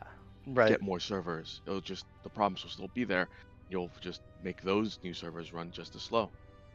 right, yeah, exactly. And anyway, um, it's not like servers are cheap right now. Oh yeah. There's still a couple of RAM sticks in there. We're not like a whole Right, mortgage right yeah. now. No, no. Right. Yeah. So no, we have to make the game perform better. We know that that's something we have to do. It is something we are making progress on. Unfortunately, it's going to be a lot of like incremental progress, and it won't happen as fast as people Yeah. want it to happen. But it is something that weekly I'm reminding people, hey, like, what are we doing this week about performance? And so I'm gonna just keep doing that, right, forever. Yeah, I mean, That's what I get to do as kind of has executive to, yeah. producer, is just sort of breathe down people's necks and make sure that like they're still thinking about it, they're still looking for those opportunities when they can come up. Oh my gosh, we had 100% everybody. Woo! We reached it.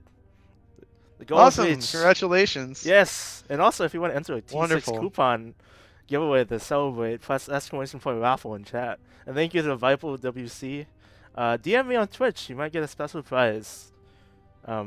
Why not? Just DM me the channel on Twitch. A couple of questions up from that was like, what's the biggest problems that's challenge you face since becoming EP? Would you say it's lag or this whole server performance thing? Or Well, I mean, the thing about I think it's an interesting question, because I don't know that the answer would be entertaining to any of you yeah, all. I mean, the no, biggest problem I see right now is just getting us back to um, that reliable release, the sort of cryptic cadence you mentioned earlier, right? Like, and doing that, like hitting that cadence again, but also hitting the quality of that we had at that cadence as well. Um, and so, a lot of what I'm doing right now at this minute is, talking about scheduling, talking about the resources and people we have, talking about um, planning for the rest of the year, strategically looking at like, okay, well, you know, this is what we want to do for this release. Is that, can we do it? Do we have the resources to do it? Do we have the resources to test? Do we have the not just make it, but we do have the QA resources to test, and that's also can be a challenge. Do we have the right people in the right places? Like the executive producer role is very strategic. It's very forward looking. It's asking those very big, high level questions. And a lot of like, again, Jack, his directive for me and for the games is, we've got to get people back. Like, we're not necessarily worried too much about like brand new players. We'd love for new people to check out STO, but we also know it's a 16-year-old game, and so a lot of what we're invested in right now is, again, to ride that wave of interest and coverage that we've had from bringing Jack back as CEO. We've got some things coming up, some promotions coming up, to get people to kind of bring people back into the game who maybe haven't checked it out in a while. I've already seen a lot of posts on Stow Reddit, for example, with yeah, people like, same. hey, I haven't played Stow in a while, I want to check it out again. Yeah, And that's even here, awesome. yeah. Yeah, yeah. It's exactly what we want to see, and exactly like what we're hoping to do more of early in the year. Again, just to keep that momentum going. And so that's kind of where our focus is at the moment. And then looking further, This looks like a command um, center. yeah, we want to hit that cadence again. Let's see if I we can also take our want shields to, down. um, I mentioned this in the last stream I was on. I probably said too much, but I I think do you, want us yeah, to look at yeah, trying things that we haven't really done ever, or done in a while, and trying to make some new types of content for people, or um, and that that's its own kind of challenge in specifying, okay, what does that mean, how deep does that go, how big can we make it with the team we have, is that scope appropriate or reasonable with the team we have, and is it something that we think players will engage with or be interested in? So some of it's a gamble, and you just sort of like, yeah, this cutscene is so cool. Was Kim always the choice for Boy King? Did you have like a backup hmm that you know of? It was like go No, I home, don't play think go so. home. I mean, Oh, Al had a great relationship with Garrett, ah, so nice. Garrett was always happy to come back, and him being Board King again. I think that was a reference to something in the IDW comics, um, but yeah. So I think my biggest challenge right now is just making sure that we do keep the momentum we have, that we're making stuff that everybody is interested in, and that we're um, uh, that we can kind of keep people engaged and enjoying the game, and keep people interested. I love this throne. I didn't. It was comment earlier that the old version of the boy from Wancho it's very similar to that hobbled, basically almost withered away boy queen you see at the end of the card, hmm and this is also very similar to the whole. He's like bundled up in wires. The hmm boy got bad cable management, and it hurts me so much going in the AT. But like it's just so cool to have that sort of again. Like, this is clearly mostly supposed to be like a Voyager TNG look, but you throw something like that in that whole boy cathedral throne, and it fits seamlessly, hmm right? It just works. Yeah, I mean thankfully that pipe aesthetic is super flexible, so Yeah. you can and that cathedral, like that organ, the big set Yes. of pipes coming up like an organ, that was an idea I had, actually inspired by Space Battleship Yamato. Ooh. There's Wow. one of the enemy alien races. They God, they had like this amazing theme that was just a pipe organ just going ham, and just the very, it feels very, because of that connection to like old churches and religious music and everything, it just feels so epic and ancient and inevitable. There's something about it that feels like um irresistible, and so that kind of, I drew that my connection in my mind, and that's kind of what I wanted to, that throne to feel like a big massive old pipe organ. Are there any other like obvious anime references in the game other than the Matsumoto? Um, Yeah, the Matsumoto is a is good another one, one. I right? mean, the Alita, Yeah. yeah, that was Al named that. Um, there Oh, was ouch. I know there are many. I know there are many, but those are the ones that I kind of think of in my mind. The Yamato itself. Of Well, course. I mean, the Yamato but I think that was originally it's named after. It's The also actual just named after. There battleship, was a right? USS Yamato Yeah. in Star Trek, in the Next Generation, in Contagion. I think it's the episode, right? Yeah. The Iconian episode. That Classic. was, and I don't know if they named the Yamato in that episode, if that was named after the battleship itself, or if that was also inspired by Star Blazers, because it could have been. Yeah, there's a lot of Because Star anime references in Blazers, TNG. yeah.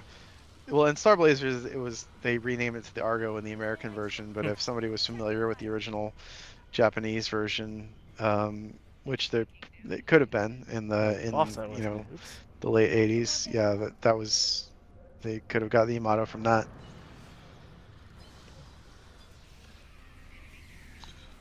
Let's see. Gotta get the chats.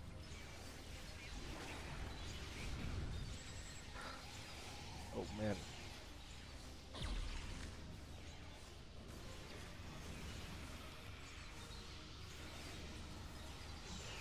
There's a lot of comments about people returning after 5, 10 years because of the Nice. increased ad push.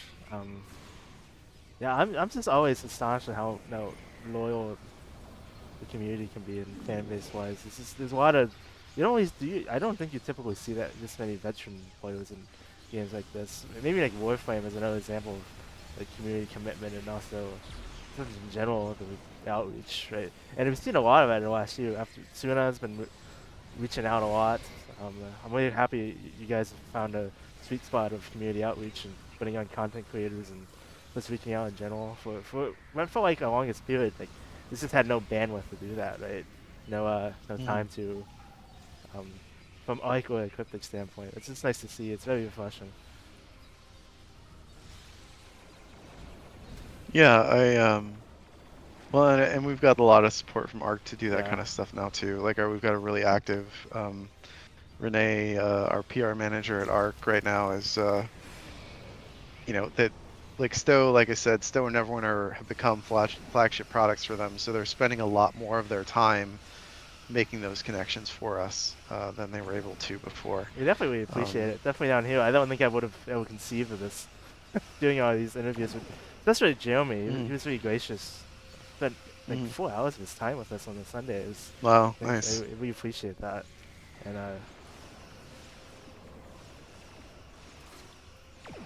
Yeah, I mean, like, and people coming back is great for a lot of reasons. And ultimately, I hope that once they kind of get their feet under them, that they really enjoy what they find, and that STO has, I would say,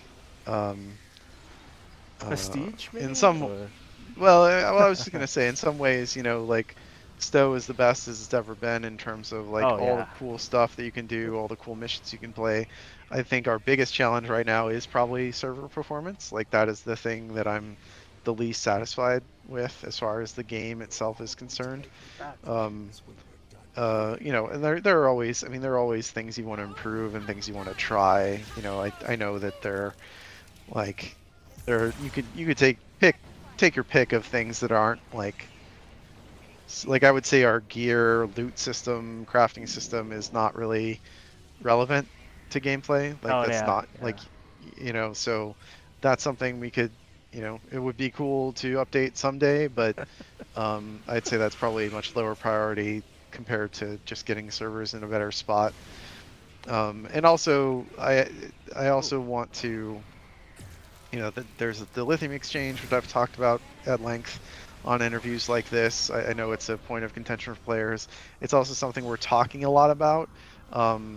We haven't, we have some things we want to try, but it's also one of those things that is a bit of a million cuts, and we have to kind of take it. Because if we tried one thing, we thought, oh hey, this is the silver bullet that's going to fix the dilithium exchange. I can guarantee you that it would piss a lot of people off. Like, Yeah. whatever we did would be, would Any have to be number of so drastic, zeros is gonna make right? someone mad, right? Like, Right. So, but that doesn't mean we aren't going to try anything, and we might take some big swings on it. We'll see. But we have headshot. a lot. There's a lot of, yeah. There's a lot to talk about, and there's a lot to process, and before we try to do stuff like that, we want to be careful. Oh man. Again, just so major props to Weston for this. It's just phenomenal. Like, the fact that we can get any sort of acting on our Yeah. 16-year-old character rigs is brilliant. And like, one of the things I think people don't realize is, like, an actor, you wave onions in their face and then they can start crying, right? But like, we have to make a tear texture for their face, right? So our character artists have to make tears. Our effects artists have to, set them up in a certain ways and everything. So like, getting a character to cry is like a cross-discipline effort. Like, video games are hard, and they require a lot of communication, a lot of coordination, a lot of input from people who are experts in their field, just to tell like storytelling moments that you think would be considered, simple. It's a big effort. Is Kumarke crying the first time y'all had tears on a character rig? No, I think it was someone else cried. No, it was Landry, right? Landry had to cry as well in the Discovery finale. Not finale, Yeah, but that episode is one of them. Definitely. and that's a different model, right? Like, we Yeah. had replaced, like, I think we at least replaced the texture on the head. But like, yeah, it's It's a it's hot a whole swap. thing. Yeah, yeah. I think it's probably important to realize there's a lot of little things like that whole cutscene of Kim's is coming out. It's probably like 4 or 5 different cutscene like costumes you like pretty much like bashing together, right? That's not one big piece. Yeah. Yeah, exactly. Every Not like equipping I and mean, everything. Yeah. if you've if you played Champions especially, you know how many pieces are broken down for the character rigs in the Cryptic Engine. Because you're talking about you've got the head and the hair and the eyebrows and eyes and eye attach left and right and Oh, Moopsie, eye calm down, attach jeez. tech and beard and head attach organic and like um, ear, left ear, right ear, um, uh, teeth I think are a separate thing. Like and that's just the head, right? Yeah, yeah. And then you got all sorts of bones. I don't know what's going on with Moopsie there. Celebratory dance, it seems. I'm so excited. Too much Uh, bone juice. Moopsie does that to the Q dancers as well on ESD. Welcome aboard. We managed to shut down the set easier said than done. While most of the Unicomplex is unshielded, the Borg have large capital ships shielding the Undine planet killer is on route to this I location. often see Xanatos Smog says I often see the pink vanity shield, a charity item, bundle item requested as a return. Is that something on the cards? Do you think going forward maybe there'll be a chance of charity bundles returning? Or something similar to it? They're doing their part, Captain. Yeah, we can talk about, see what good opportunities. I mean, a lot of those are kind of organized through ARC, Yeah. where they have an opportunity and Jeez. then reach out to us about how we could participate in it. So, we can see. It's not really top of the list right now, but that doesn't mean it couldn't happen in the future. There you go. It is. How did That list of the people want to Goldberg know? big man. Oh. People want to know how Moopsie did for event reward. Did a lot of people engage with that? I know I saw a lot of social media posts about it. So. Yeah, it seemed like I need to actually go look at the actual numbers, but I mean, it seemed like people are really excited about it, and I'm seeing a lot of them around. So Especially the sweater for the winter that came out right after that. I saw a lot of people enjoy that one, the whole hoodie and everything. I just think everyone loves hats and hoodies and any sort of head covering is a win in my book. yeah, I mean that's one of the things I love about our seasonal events is the opportunity to make some fun character customization options that aren't just about fighting, right? Like the summer event stuff, like doing the bones leisure suit, right? That was great. Yeah, we usually look for opportunities to add stuff like that in the summer, and Halloween and winter events are really great opportunities for us. Do you already have a vague idea of a theme for this year's summer event? Or is that too early still?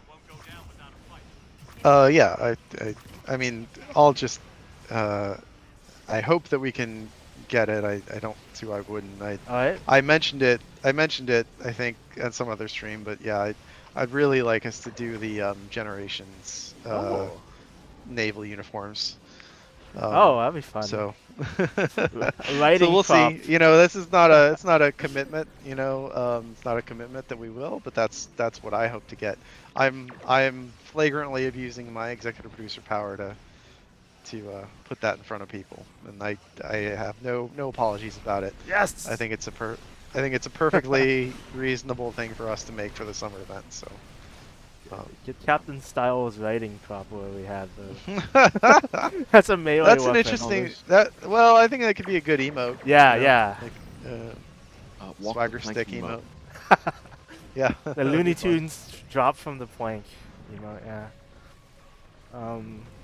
I see some appreciation from Silver about the new halos that came out with the season launch. It's just like the general consensus that we just need more hairstyles in general, so it was cool to see that come to fruition. Yeah, I mean, generally we'll when we do celebrities, we like to add their hairstyles for players as well. a request to have bridge officers be able to wear that naval uniform if we get it. Hopefully, yeah. We'll try to make sure the category is compatible with bridge officers. We Yeah, need like a musket to go with it, have a super big sniper rifle. The TR move If over, we we did get the a musket back. well, here's the thing: if we did a musket, it would be I'd treat it like in Reading the planet killer on it long wasn't range Q radio. who It'll be hide and success. Q, Oh yeah, I think you're right. right? Yeah. Those weird pigmen that had laser muskets. Like that's what we would do. Like cause it's like I remember we were working on Oh, the Halloween event a few years ago, and Jeremy was like, I just want the guys to make a sword.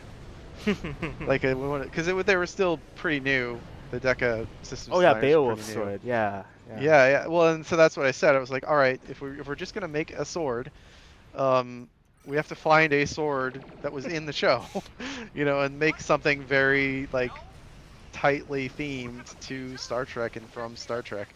It can't just be. I just don't want it to be a sword, right? Like Yeah. there has to be something. In 60 years of Star Trek, there has to be something, and so we found Beowulf's sword. And it's like, okay, perfect. This is just a normal looking sword, but it has a connection to an episode of Star Trek that we can leverage, and it also has, that can give it a good theme for whatever powers and stuff it has. And so yeah, like anything like that, like a musket. Okay, well, when have they used muskets in Star Trek? Okay, there's that hide and Q episode. Okay, let's do that. A Tommy gun, first contact, shotgun, stuff from Cochrane's shotgun from the mirror version. Like there are, thankfully, the beauty of Star Trek is there's always going to be something from canon that you can tie any of these things you want to make. Like just make that thing, tie into it explicitly, and then everybody wins because you get to make the cool thing you wanted to make, but players also get to have the thing they want that they saw on the show. So I feel very strongly about finding those connections and So leveraging them. so so Harry Styles is riding Crop, and Sulu's handgun Oh my from the God. Telescope series. Then Sue's. that Oh might be yeah. possible. Sue's He was fencing very happy sword. with There we that. go. Yeah. What Sue's handgun from what? The Oh, original series. Is They that land on a planet where the like gangster? something gives them Oh. like their dreams, I and don't he's know like, oh that "Oh, one. I'm happy with this gun." the the carnival planet or whatever with the white Yeah. rabbit and everything. Oh. Uh, Yes. Shortleave. Yeah. yeah, yeah. All right, I'll think about it. I hadn't. I don't. I. I It didn't. forgot that. It's not Yeah. something that was in my memory, but It's a I. revolver. It's just a straight up revolver. Yup. That's funny. Well, I mean, like, yeah, I mean, like, that's the thing, though, right? Like, since that was a thing, that is something we could, or did Dixon Hill ever have a revolver? Like, but the Sulu thing is interesting. So that's totally something it's worth thinking about, talking about, and if we have a spot for it, we could totally do it. He's so happy. Oh, I just made a joke about Captain Styles, and there's like 4 different posts about it. Crazy. And Bordicus mentions Tellurites instead of Tellurites. That's an idea. Jankum's pretty tall for a Tellurite. Just saying. From Prodigy. Tolerites. Oh, look at this innocent bubble. Ah, nothing wrong about that. Yeah, we should probably like come back to this at some point, shouldn't we? Ah, it's okay. They don't need. It's like putting a swimming pool in the middle of the hmm ocean. Chekhov's space bubble. Oh, he's talking about the pigmen from the Q episode. Right, right, right. Yeah, I like Tolerites. That's really funny because he's right. They had pig faces, and Yeah. actually, like it's something I was thinking about when I was describing them. Like, oh man, they kind of had Tellarite faces, didn't they? It makes you think of those weird, like, I don't even know what they were. Whoever Worf and Riker were fighting at Batleth, like, tournament. Not tournament, it was like a simulation, wasn't it? I don't know what Mm, sort of surplus costumes and the makeup they were wearing. They kind of look like mm. Nausicaans, sort of, but they had, like, skeleton masks. Very strange. Yeah. But that was Okay. also super early in TNG, and they Yeah. kind of did what they could. But with yeah, Oh, yeah, I'm not Japanese. surprised. Yeah. Huh. I can't say I'm surprised they turned out. Um, I saw another Still, question in chat about we have DirectX the first 11. day Oh I of will yes. say Yeah. that that technology kind in of the first stuff is chapter. very Exploration. I think it's time for us I have an to art background. I definitely don't have an engineering background. I don't necessarily, I couldn't speak to that with any sort of expertise in the sense of um, like how much work that would be for us to do. I think if we do anything like that, it will be motivated by a need in the sense Mm. of we have to do it because we have to do it for platform compliance or something like that, either Windows or Xbox or whatever. Um, I expect there are plenty of or people, it unlocks some other thing that we need to do to upgrade something else in the game. So, um, there are no plans to do that kind of thing right now. I uh, I would assume that's a big undertaking that would take software resources away from things like server performance, for example. But again, it's not my area, so I don't want to speak too much about it. But it could happen if we need to. It's not something we're discussing right now. Let's go with the Q&A set. Are we winning? A lot of questions about when X, Y, Z. I guess I'll ask this one of this Ducata 66. Um, could you shed some light into why fans Joseph designs are so like off limits, just for the community's sake? Because you see a lot of people asking for the Saladin, so I Hmm. don't know how to say that, the Federation and stuff like that. And it's just can't happen, right? And maybe go into like, Hmm. briefly why that's not possible. Yeah, so I will tell you what I know from my first-hand experience, and I will tell you what I know from what I've heard third Yeah. hand Yep. or online, right? Okay, so my first-hand knowledge is we were planning Agents of Yesterday, we were planning a bunch of Starfleet TOS era ships. no more Um, Napoleon plans for you. a guy from Paramount was at the cryptic office doing some asset reviews. I burst into that meeting, which I wasn't invited to, with the Franz Joseph technical manual. This literally Oh happened. no. I'm Uh-oh. describing something that literally happened with that book in my hand. And I said, "Hey, can we make this stuff from this book?" And he said, "No." He said, "No, we can't." And I said, "Okay, thank you for your time." And I left. Um, so so that is an experience that happened to me. Uh, he didn't say why then. Later, I learned a bit more about it. This is where, so that is what I know essentially is no, you can't use that. That is what I know for a fact. What I have heard since, and from different sources of varying repute, is essentially that that book was made in an era like after Star Trek was canceled, but before it had become big in syndication. Um, so Paramount didn't give a shit about licensing Star Trek stuff. They were just kind of like, yeah, whatever. And so my understanding is that the Franz Joseph estate has a very actually still retains ownership over the designs in that book. Oh my. That when Paramount licensed Star Trek to him for that book, they didn't make any legal Ooh. make any legal assertion over the ownership of the things he created for the book. And so I guess that anytime that stuff shows up in canon, the Franz Joseph estate gets litigious about it because, like, according to the letter of the agreement that they made when that book was licensed to Franz Joseph, like he actually owns the material of the book, not Paramount. Hmm. Um, so again, that is I'm cobbling that together from a lot of different sources all over the internet. I don't know how true that is, but it would make sense because that book came out in, I have it here, I can look. I think it was like 70 something. It was right after the Blueprint set, which I'm pretty sure was also like unofficial, right? Like the Mhm. yeah. So I know that the Dreadnought was 3D printed and used as a ship in Picard, And and that it's yeah. Dave Blass got into a lot of trouble for that, because it made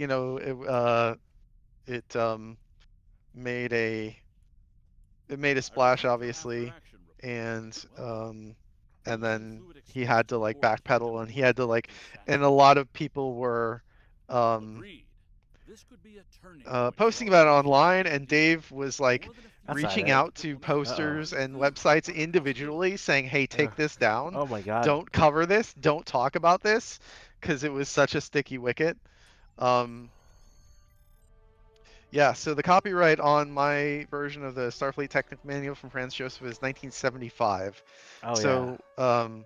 So I think Star Trek went off the air in 69. I think that's right. Sounds right.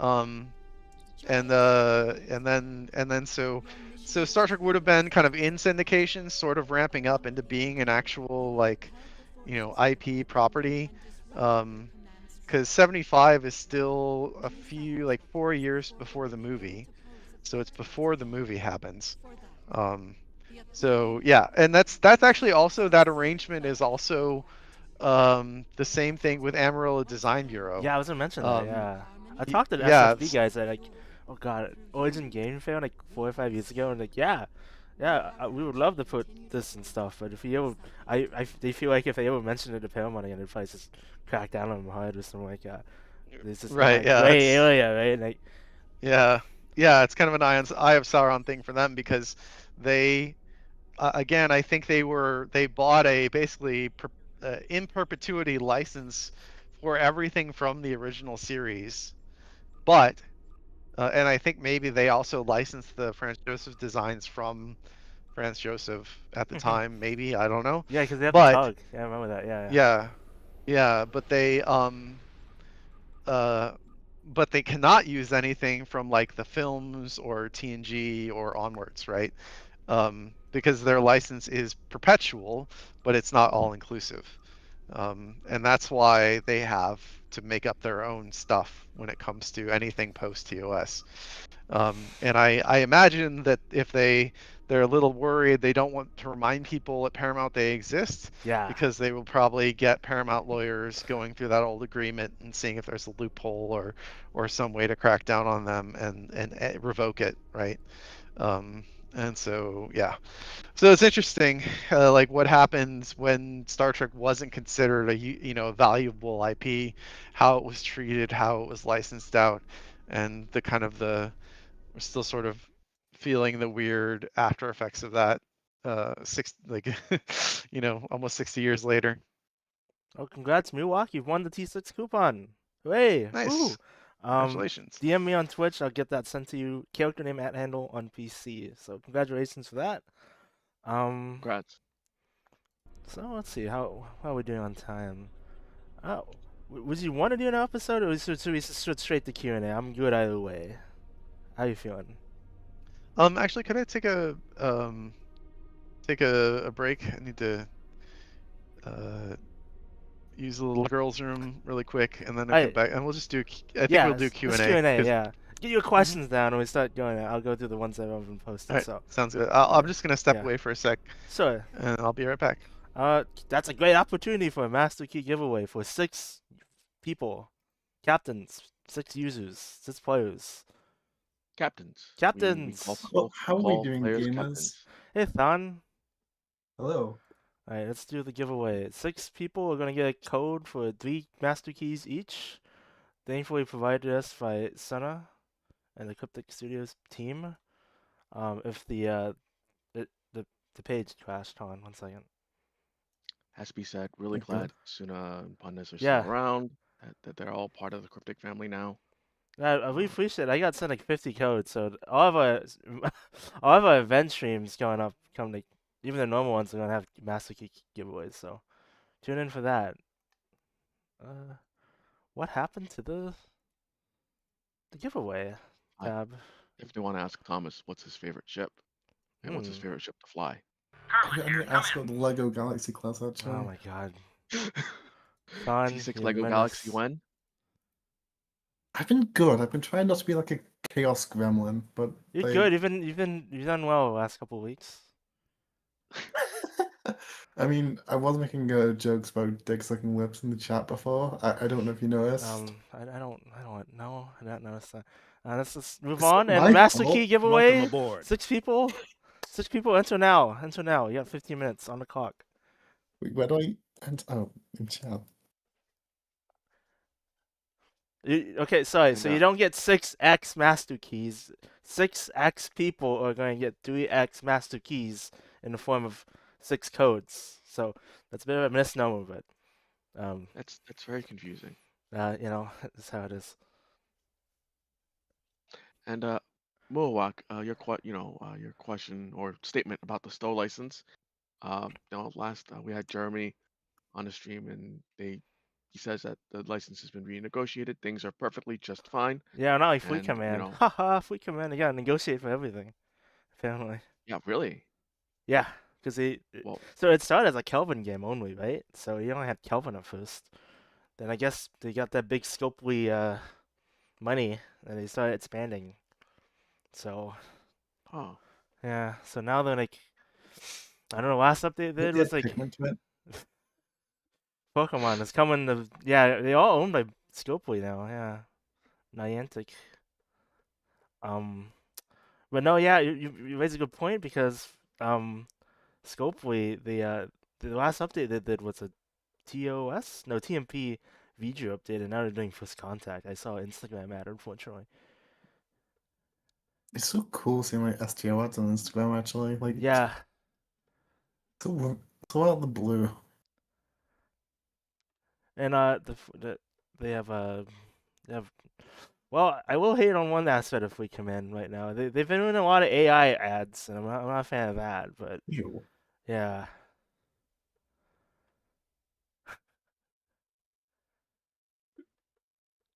um, now we just need STO to have advertising on like Bing or billboards. Oh, DuckDuckGo and not advertise, Fleet Command. yeah. Well, we have a minute here. Next week is going to be our Alliance Tactics event. Everyone's going to be getting in person this week. So we'll be doing a bunch of queues. Hopefully I time it right so that we can do.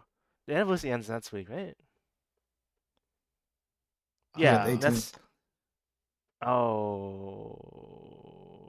Uh-oh. Yeah. Okay. No. Yeah. Next week. It'll work. Yeah. So what the hell?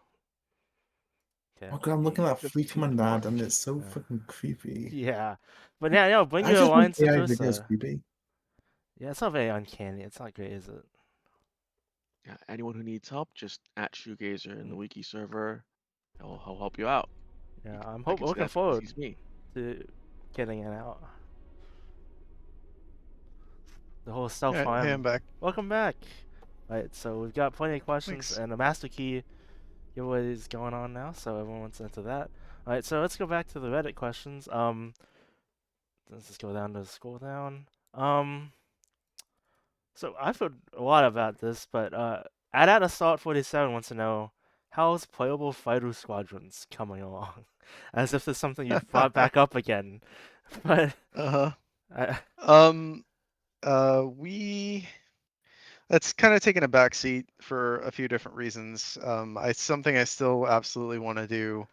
Um, there are some polish concerns and some effects concerns that require significant engineering help, and that's just not really where hmm, we want to like.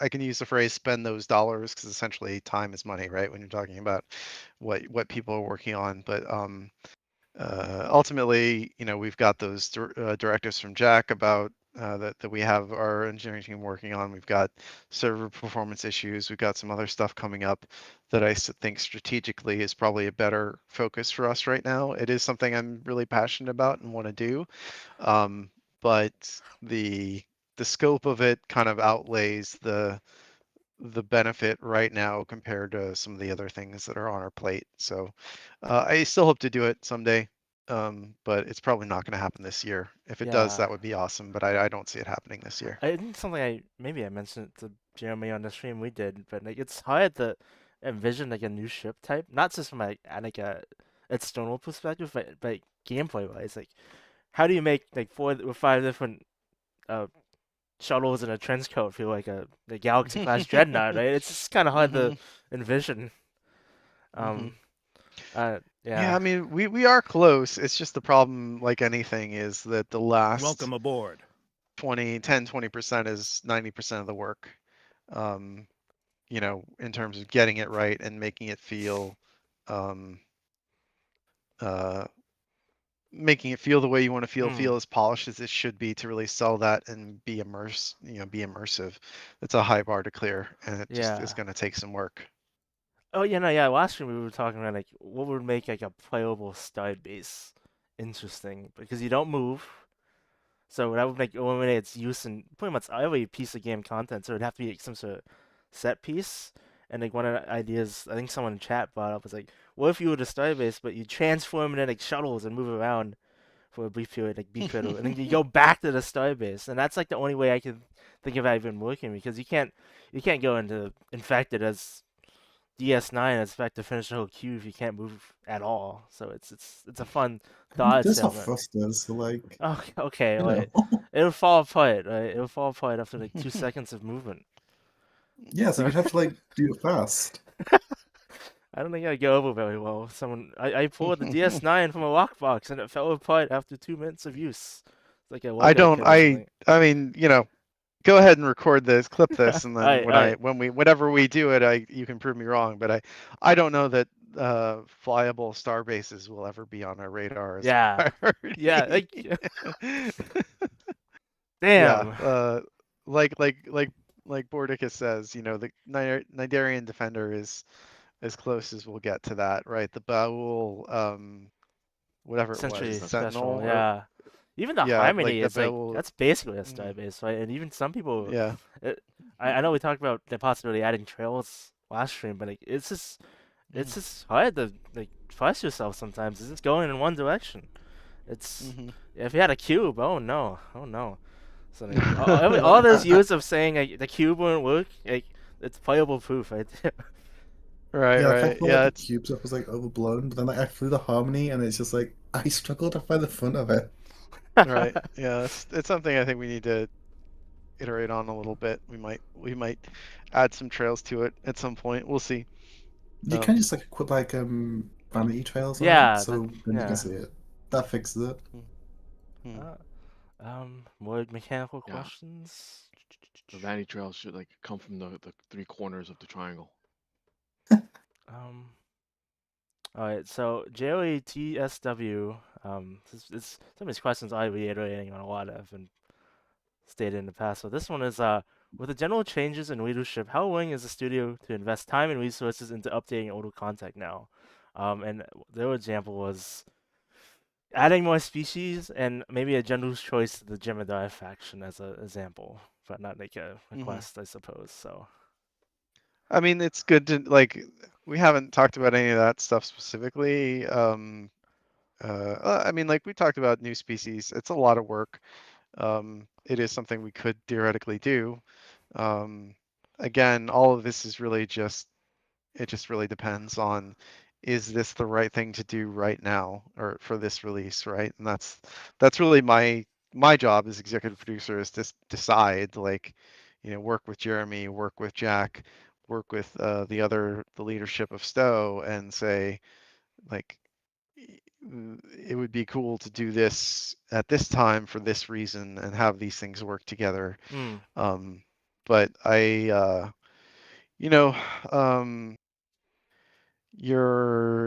but again, you have the team you have the resources, you have the time you have, and so you're always weighing like if we this is how much work it takes to add a species to the game, which is a tremendous amount, by the way.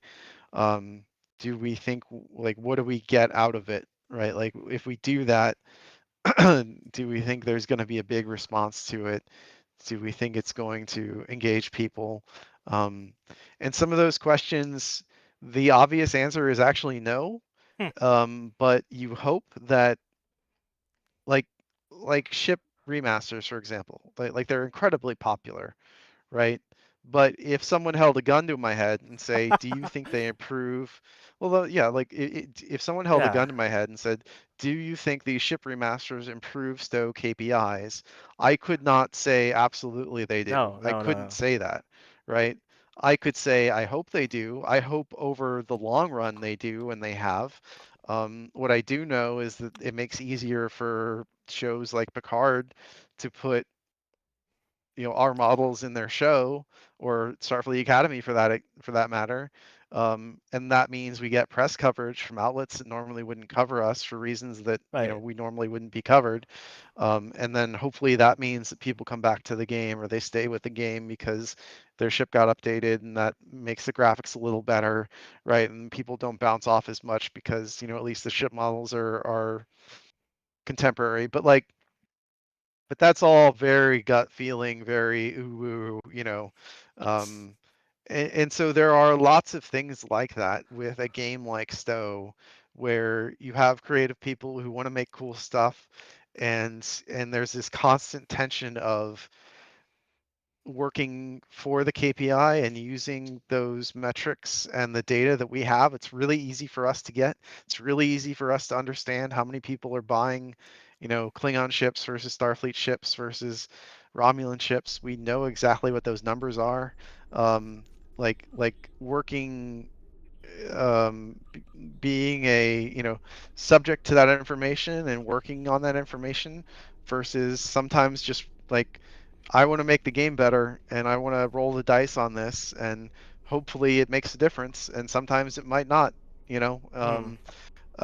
and so species are definitely one of those things where um, you you have to find a good, like, I think the last playable species we added was probably the Disco. Klingon Yep. Discovery, right? Yeah. Um, I don't know if that made any more people play Klingons than would have. I just don't know. We could look, we could see if there was any uptick um, in the number of Klingons created after we made that species. But I mean, like, I almost don't want to look because I don't want to know. Because if the answer is 0 or 2, right, then that tells me like that we shouldn't do that anymore. But I want to do it. I want to keep doing it. I don't want to, what I mean? Like Right. a very real tension between knowing too much from the KPIs, and letting that and be a very strict guide to what you do versus just be cool to do this someday because we're a video game and we want to make cool stuff, right? So I said that all to say that, that's kind of why we don't do some of these things as often as we'd like to. Because the return on investment, or the how it impacts our KPIs, Mm. is maybe a lot more subtle, or even nil compared to what it needs to be to make it worth all that time and effort. Ship interiors are a great example of this. Like, love to do more, and maybe we will, but nobody really showed up for the TNG interior, and everybody said it was too expensive, which I get, but that took 4 months of 2 or 3 people working on it, Oof. um, full time, And the to return was build probably those not there. environments. Like for the Galaxy TNG one, like no, and I don't think many people buy it because it was they thought the price was too Right, high, but the price and time invested into it, they got a match, right? So yeah, right, it's like you can't just sell it for 2 cents and expect right. that's a great return. We did it. Yeah, and maybe there is a sweet spot there where if we lower the price enough that enough people would show up that it would balance it out. But Mm-hmm. I don't know. Like, I don't I personally, I don't know. It might be an out of touch thing to say, Uh, but I don't think that, for the fact that like you're getting so many iconic environments that are lovingly crafted, I didn't think the $25 price point was too high, for a full ship interior, like canon interior like that. I was actually kind of surprised that a lot of players did, but I have a very different perspective because I know that it took, you know, 3 people 4 months to make it, right? And if right. you actually break that down, that's like thousands, tens of thousands of hours that Yeah, we're man paying hours. for. Yeah. Yeah. So like, so I have a very different perspective on the value of that It's than I think funny the looking players at it. That do. was like ripe even for Yeah. Fortnite, and they regularly sell bundles and skins out like 20, 25, 30, 50, $60. Maybe not that much, but like if you go in the Fortnite shop right now, you can probably buy the equivalent of that in two for like 2 or 3 skins worth of things Hmm. it's all cosmetics, right? But Hmm. it's an interesting conversation to have now as opposed to then, where when I guess MTX is less ubiquitous, and it was much more. Yeah. Well, and Yeah. I don't know. I mean, somebody in the chat says we didn't really make that clear. I thought we did made it. I thought we made it abundantly clear that like it was a lot of work and that if people, I think we've said that pretty consistently as long as STO has been around, that if you want to see something, if you want, if you like X and you want to see more of X, make sure to support X when we do it one time, right? Like, because like I said, like at some point, we can sort of like, um, we can try not to be slaves to KPI, but at some point you have You have to. to be after a certain age. It's just like, Yeah, well, yeah, yeah, you have to use them in your decision making, or else you're just being irresponsible, yeah, yeah, right? Like if I went to Jack and said, well, not a lot of people bought the ship interior, but I'm going to make 7 more of them, like I would get fired, yeah, right? Like, yeah, yeah. so yeah, so like we have to think that way, as much as it sort of feels soul destroying sometimes, um, but at the end of the day, like. Welcome aboard. I want it also to be clear. I'm not blaming people for not buying something. Like that's everybody has that choice, and people spoke with their wallet and they said that this thing wasn't worth $25, Mhm. and so we live in that reality. And so the answer is either okay, we can try to sell it for less, or we just don't make any more because we can't afford to sell it for less. And that those are the choices we have as Cryptic, right? Right. And so that's just something that uh, we'll think about, and it will inform our decisions and our planning. Um, but there's a lot to this. Um, there's a lot to it. That's a good. Again, it covers a lot of the questions we get about in the Q&A about when is X coming back, when is Y coming back. It's all about that.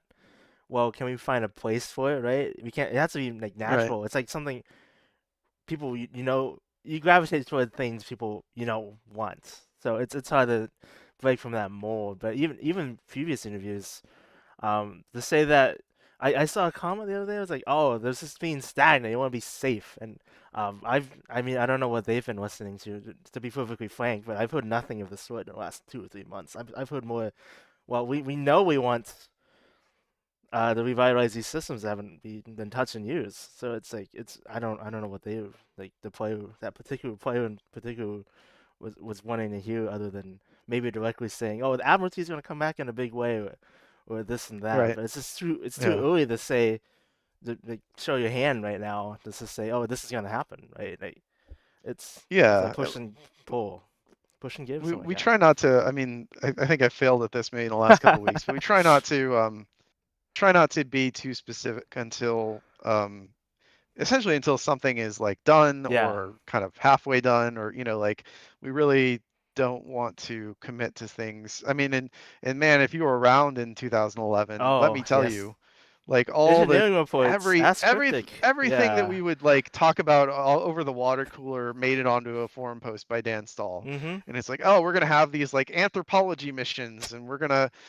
gonna like go uh do this and that, and like crafting version 5, and like all this stuff, and like and it was very untenable because so much of that was super high level, and it really wasn't going to go anywhere, like it's just and so we've definitely gotten away from that, and I think maybe we shifted in the other direction where we Mm-hmm. don't necessarily share.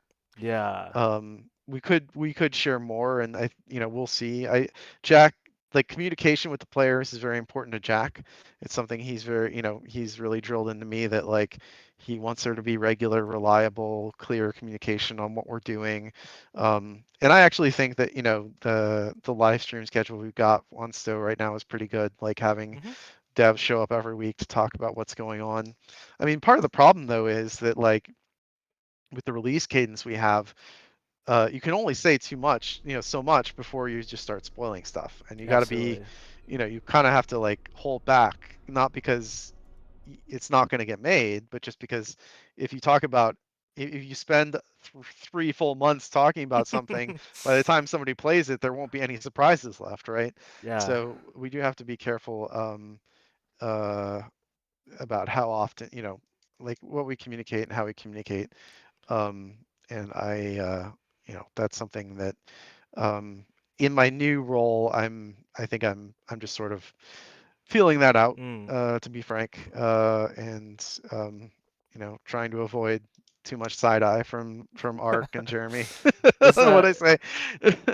is that roadmap still happening? Is that like a given for the first half of the Yeah, year? we've got I actually saw the art last week. The Ooh, art is pretty much done. let's We've got a go. roadmap. It won't come out for a little while because we've got a big, Is it probably that push you're around. talking about earlier? The big Yeah, promotional? yeah, Okay. there's going to be a big promotion that we're working with, and I think a lot of invested STO players will see that and probably kind of scratch their heads a bit and be like, "What is this? It's not for me." And I understand, like, and I will say, yes, it is specifically for people who used to play the game but haven't in a while. Um, it's for them, and so but don't worry, because there's something happening right before that, first contact day, that is for invested current players Interesting. that you're going to be really, really. It's that event. I think everybody is going to be really hype and really excited when. And I'm hyping it up a lot, but I think it will live up to. Jeremy can in the chat. He can chime in Huh. and say if he thinks it's worth the hype. But yeah, we're working on something for the win back that is for lapsed players. But for everybody who's playing the game right now, you're going to get something really awesome in first contact day. So Okay. um, so It's not so like a everybody's going to Nagus get something level thing, cool. right? Like it's not gonna be like, wow, I didn't get this. I quit. Not like that, Uh, right? no, it's something everybody Okay. will Oh, okay. if you play the game, you'll get it. Okay. Like Okay. if you it's I'm talking about essentially what I'm talking about is the reward for that event, right? If you participate in Ah. the Oh, event I as see. normal, Okay. you'll get something really, really cool. Oh, okay. Um, Okay. right. Um, I think so we it's about like Jeremy okay. said in chat, it's about the Huh. reward. It's going to be awesome.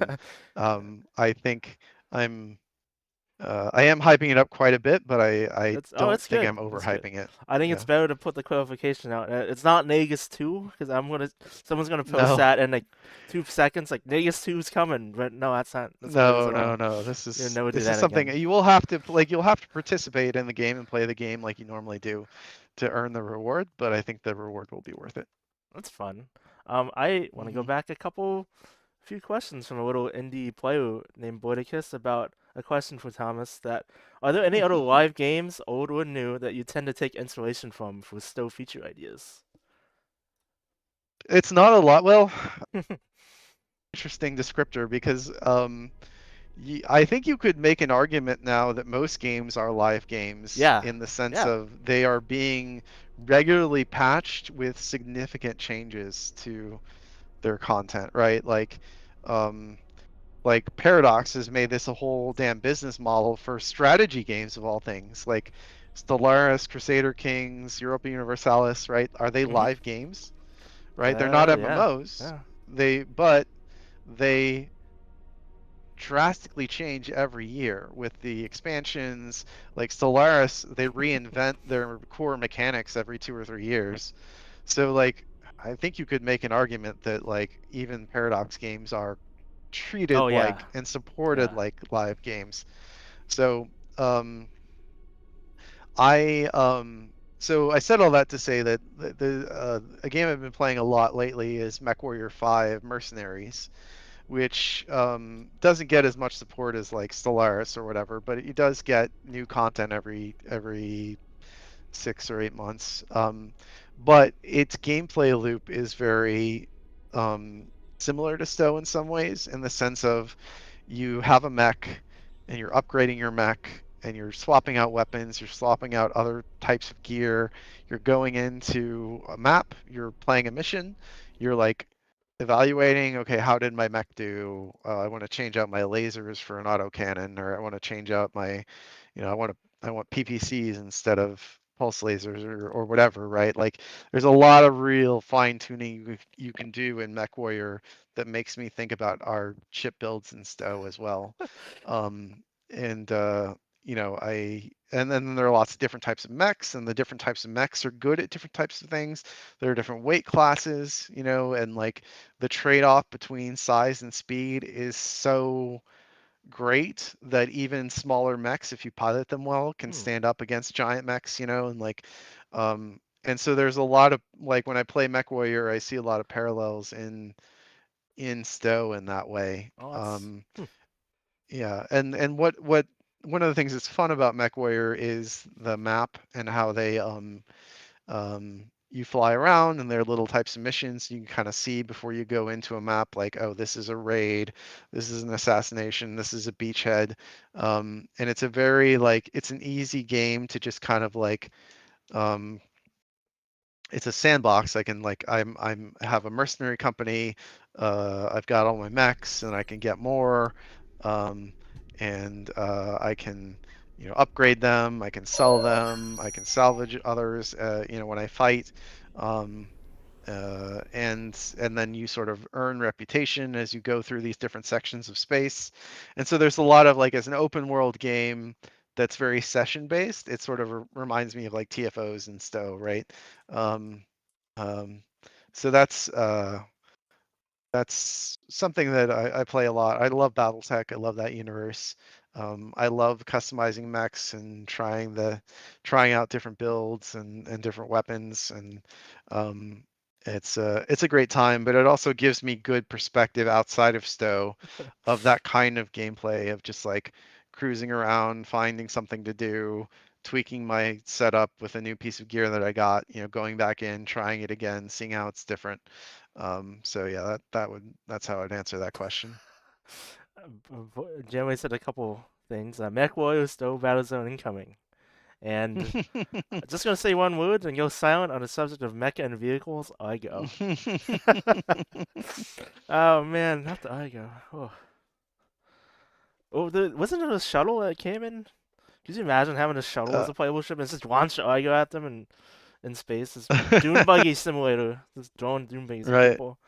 Um, Well, one of the things that I don't know why, I don't know what possessed me, but one of the things I pitched to Rakosa back when he was EP, um, I think I might have been newly minted the ship lead, so this would have been 2016, 2017. Was like a ground battle zone that was vehicle based. So like instead of walking around, you were driving a buggy around, the Argo buggy, and then maybe you upgraded to like a tank or something, and you fought giant dune worms and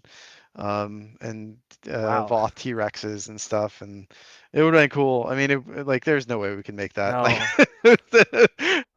it's just like a crazy different type of gameplay for STO, that would have required so much effort to get to work. But um, I had it in my head. I don't know why. I don't know what. Ev- I really don't know where Every it came from, like why I got so excited about it. But I wrote up like a design document, and Oh my gosh. um, wow, yeah, sounds very Twisted Metal Yeah, Borderlands Twisted Metal. inspired.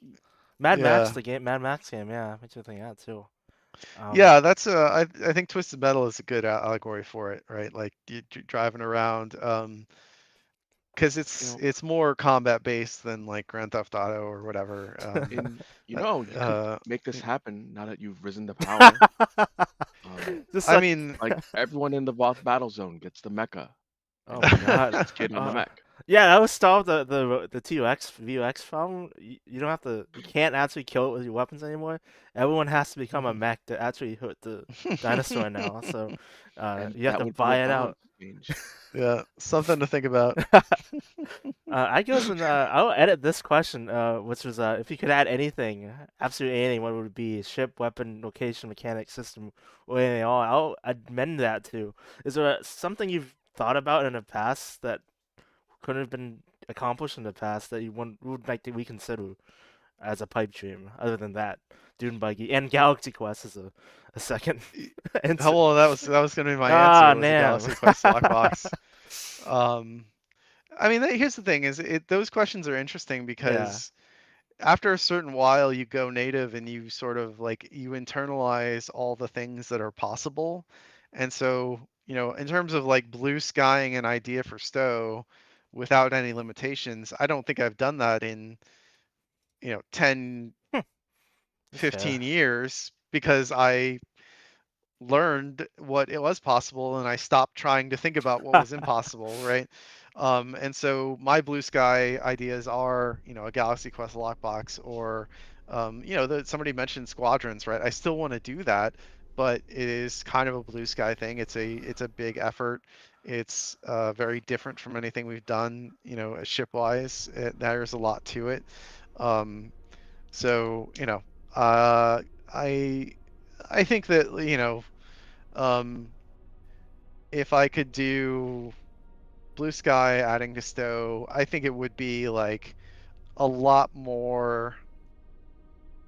um, more social zones Hmm. that don't have to carry weight, that are just sort of cool to go to because you want to like if I can make every social zone look as good as ESD and then have like 10 of them, and it would, and there's no good gameplay reason to do that. The only reason to do that is just because I want to go to Vulcan and I want to feel that, like I want that to feel like it's a fully realized planet, right?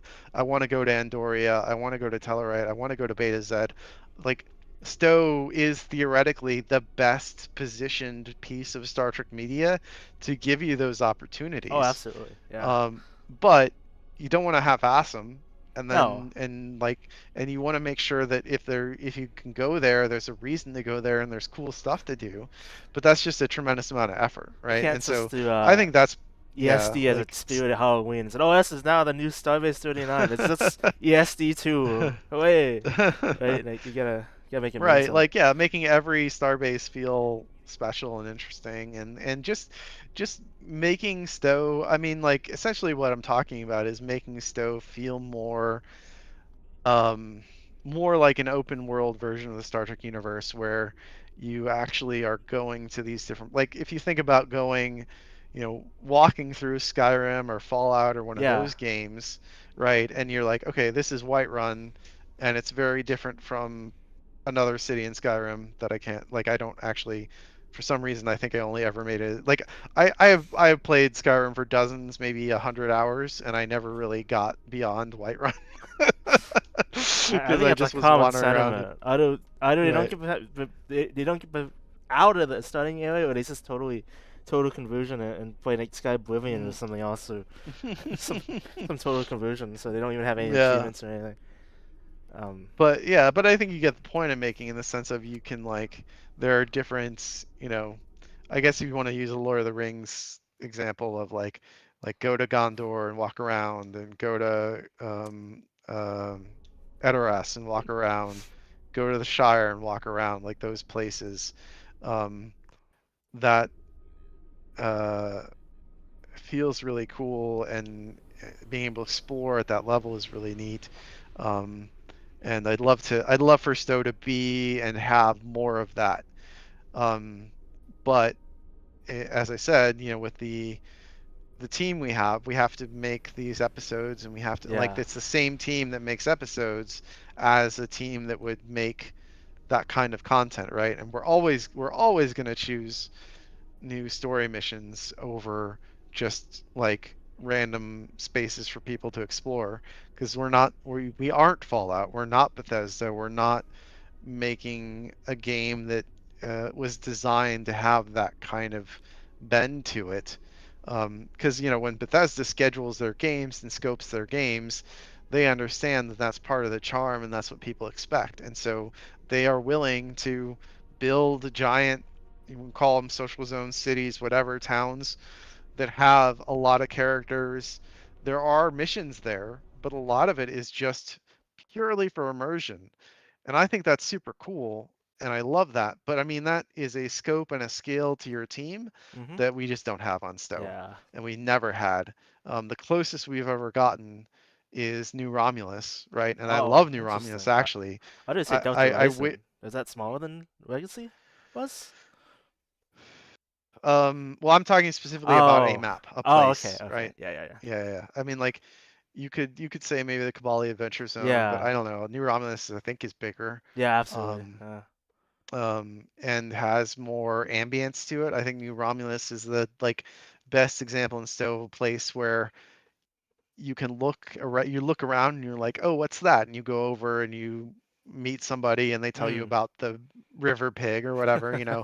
Um, and um, yeah, I forgot what are those things actually called? Little octopus Nanovs. guys. Yeah. Nanov, yeah, yeah. And Yeah, so I'd love for more of that to be in STO. I love for us to do that to Vulcan, to make a Vulcan map like that, just because I want to live in the Star Trek universe, right? But it's just such a tremendous amount of effort. But if I could snap my fingers, then I would probably make STO feel more like a Bethesda open world game where you could explore those places and they would feel like fleshed out, uh, cities, places where people live and there are things to do. But yeah, that's just not really what we are. Mm. Um, and for this next question from user in the still official Discord, one moment. I believe their name is Jace. They wanted to know what the blue stuff on the Lexington pod was. Is that like thrusters or something, or weapon pods or whip coils? I just picked this question because it's a nice change of pace from X is when and Y. So, Right, right. what would you say Um, those features are? I suppose. yeah, I think they are, yeah, supplemental warp There coils we go. basically to kind of help tune the shape of the warp field around the ship so the pod is kind of, um, because in the TNG tech manual it talks about how the Galaxy class is streamlined specifically for warp field dynamics, right? And so when you have something just sort of sticking out like this big pod, um, I could see there needing to Yeah. be some adjustments made to with where you have supplemental warp field projectors there to kind of help tighten the warp bubble around that shape, to help make it still more streamlined, or to kind of reduce the amount of energy the nacelles need to put out to cover Hmm. that area. Um, uh, I mean, I'll admit that's a retcon. Like, it's there because it looks cool. Well, that's actually what they've But asked. Is like basically another mm, like whip sled. Like, could it act as another nacelle? So that should make them mm. happy. Yeah, and I think it's all subconsciously, it's a throwback to the idea that this is the Odyssey Dreadnought, right? Like, Yeah. this is very specifically meant to be our version of the Odyssey X, Mm. like the Galaxy X with the 3 nacelles. But I did not want to just slap another nacelle on the top of the Odyssey. I wanted it to I'm so glad you have a didn't. bit That's not. more. It's not. It's boring. Yeah, I mean, I like the yeah, Galaxy S on some level of it's being absurd, but as like a logical design, does it really make that much sense? Nah. Nah. right, Does the right, Federation class make much sense? Nah. But it looks like a Minu Bigu Constitution, and everyone loves the Connie, right? right, And like, right. doing the cell means better and good and goes fast. So But but imagine the alternate STO universe where ships get 3 nacelles as an upgrade. Isn't like arguably decides what the 3 nacelle best doing the Miranda. cell should Miranda. be, and it like puts it on the shuttle bay or something like a mustache. Um, You can buy nacelle packs and then you can swap out which ones go on to the saucer.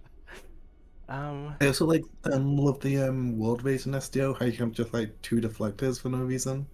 oh yeah, good old World Racer. I can't pull that up right now, but I think that's pretty much canon from the the way the ship looked in the show, isn't it? Yeah. I mean, we just made the ship.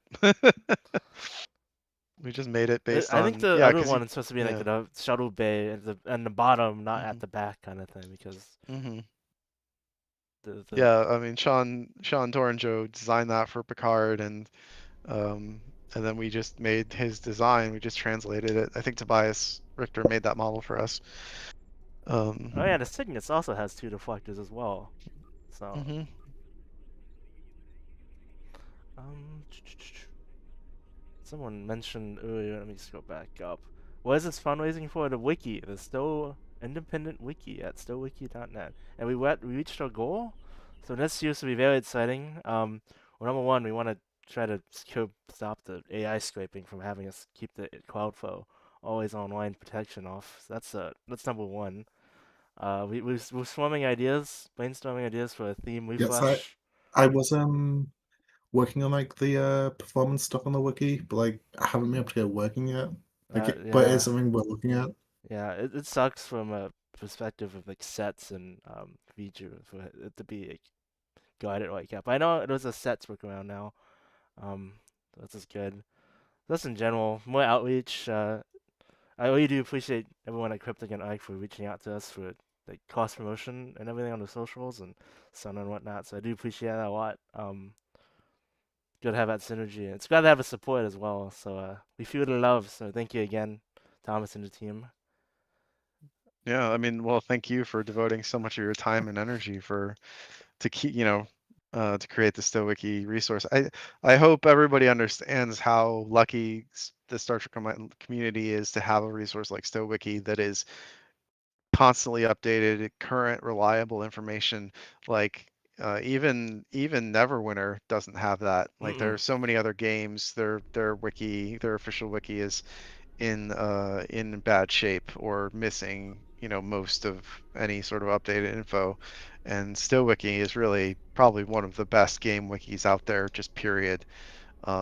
And that has all to do with how much you care about the game and you care about your work. And so no, we're tremendously lucky. The community is tremendously lucky. It's a resource. I know you've heard this many times. It's a resource for the developers and me, and I don't want people to take it for granted. So please, thank you for everybody who has donated, and consider donating if you haven't, because it's something that uh, makes a huge difference and has certainly made the last 2 years Mm. possible. Like keeping the game running with a bunch of new people could only be possible with a resource like StoWiki. And I mean, like, I'm serious, and I think Jeremy in chat will back me up on this. Like, if we didn't have a piece of information, a source of information as reliable and thorough as StoWiki, there's no way that any of the newer additions to the team would have been able to come up to speed or make things that synergize with what was already there. So,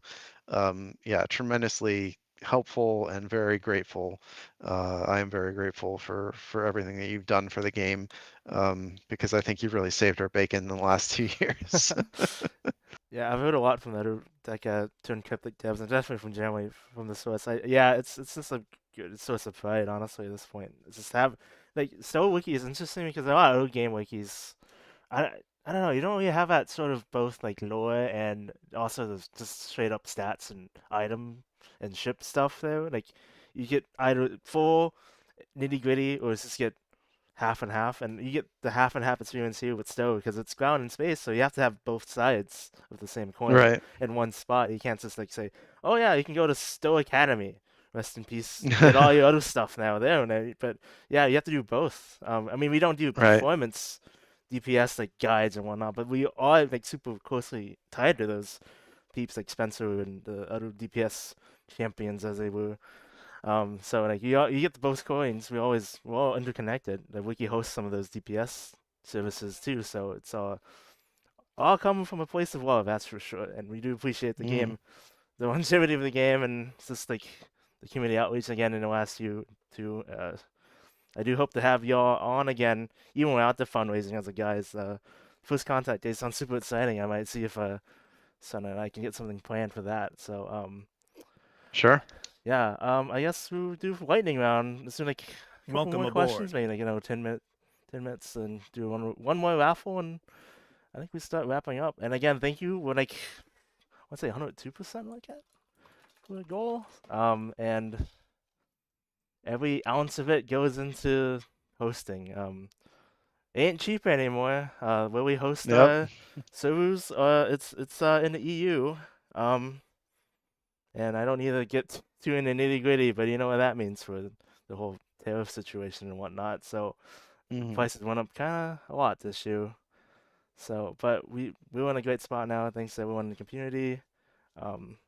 We do monthly events as well. Shoegazer and I, we do so it's basically TFOs using a theme, usually whatever is released in the last month. So next week it will be Align ships and the Imposa doing queues and whatnot. Yeah, so I hope everyone out there will stick around for future streams and etc. Plenty of prizes to come, that's for sure. So let's get back to Q&A with Hunter Bahamut. Oh, a master question. I want to preface this with one of mine first, not to preempt it, but is there a model or ship recently released or otherwise that you would have wanted to model yourself that's been added recently since you've started being That's more hands oh off? man, that's a good question. Hmm. I mean, probably some of those the Okinawa. That's a good one. I'm so happy that's in the game, man. Yeah, I don't know how either the to. Okinawa or the Ark Royal. I would have loved to have made those myself. Yeah, I think Tobias made both of them, and obviously he did an incredible job and probably a better job than I would have done. But still, I love those yeah. ships, Thank you so and much for the last year of like TMP anything. Like, it's no coincidence that SFC is Starfleet Command for the games, not nice. the organization themselves. Right, right. That's how that's the whole pipeline to STO, right? You have that sort of SFC light gameplay, Yeah. ships, weapons, engines, not quite the same, but it all starts from the place of like it's all starts with Starfleet Command. The Okinawa is a starting ship, the Neville sail and the tutorial, and it's just, Mhm. that's amazing. I'm just glad anything from that game, any non-STO game, anything coming in the last couple of years has been insane. Elite Force. I hope it continues going forward. I know you said this year's more of a canon year because it's the 60th, but it'd be nice to see Yeah, more and stuff. I say that, but I mean we're also doing we're also like I think people have noticed that we've tried to give alt skins for people Yeah. who for the TMP bundle. We're not going to go as crazy as we did for the Timeless Legacy bundle because unfortunately that didn't really seem to move the needle. We did 3 skins for each of those ships, and then that bundle wasn't as well received as I hoped it would be, would be. Um, but we still I still want to commit to doing at least one alternate skin for bundle ships, so that you have the main theme of the bundle. So for example, the Enterprise bundle, right? We have the main theme of the bundle, which is Enterprise era, but then we'll have an alternate skin for each ship that is more modern. And you'll find out more of what that is when we get to them, when we announce them and reveal them and all that. And then we'll keep doing that. I want to keep doing that. So for any other future bundles we do, we'll have the canon skin and then an alternate skin. Now we're kind of, I see that as pretty much something pretty unique to C-store bundle ships. I think that's one of the things that makes them kind of special compared to lockbox ships and everything else. So I don't know that we'll be doing that.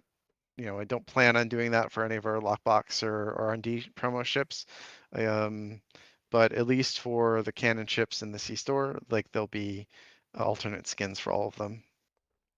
Let me put, if they are not reasonably native to the STO era, I'll put that. Interesting. So what that means Okay. is basically, So it's like the Atlas to, I'm sorry, the Trafalgar, right? That had extra options, but that's because it was a contemporary, and also it was off the Atlas frame, right? well, the Trafalgar, that was a new ship. That was just a Yeah. brand new ship, so it Oh got an yes, extra right, right, right, skin. right. Yeah. So yeah, any new ship in the lockbox, will have its own skin. Yeah. But it's not like the Trafalgar came with the TMP skin and an extra skin on top of Oh that, right? It yes. just, True. yeah, yeah. Um, so anyway, so we'll see. But yeah, this year we've got a lot of great cannon ships planned, and then any ship that's in a bundle, um, generally I think most of them will have some alternate skin for people to Is it use. important for you to have that? Like I've noticed for the time with Legacy Bundle, you didn't repeat like an extra skin theme, right? Like you had you always try to branch out different eras. And is that something you expect going forward? Like one bundle is not going to have all 24/9, all Picard skins, right? It's all going to try to carve out a different piece of the Star Trek pie and to give people more variety for the skins, right? Well, a lot of it, I mean, I kind of have moved in that direction lately. I mean, a lot Hmm. of it really is just, is there, um, so for Timeless Legacy, we actually did, it was all, like, all three ships had a consistent set of skins to pick from, right? Because there was the TOS skin, there was the TMP skin, and then there was the futuristic skin, whether it was STO era or, um, yeah, I think it was just, yeah, it was all STO era, wasn't all three ships were STO Yeah, era? yeah, Yeah. Um, and that was really, our hand was kind of forced there because, um, for those ships, you had the Okinawa, with the TMP version, and then you had the Ventura, the TOS version from the comic, and um, then you had the Ranger with the TOS version, and we knew we wanted to make a TMP version of the Ranger, and then there was a Proxima, which had a TOS and a TMP version from Legacy. And so like as that I started like threw all that on the board and was looking at them, I sort of realized, okay, well, if we just make a STO version um of all three, and we make a new TOS version of the like the Ranger already had a TOS version, yeah, and we knew the Proxima we wanted to make both the TOS and TMP version.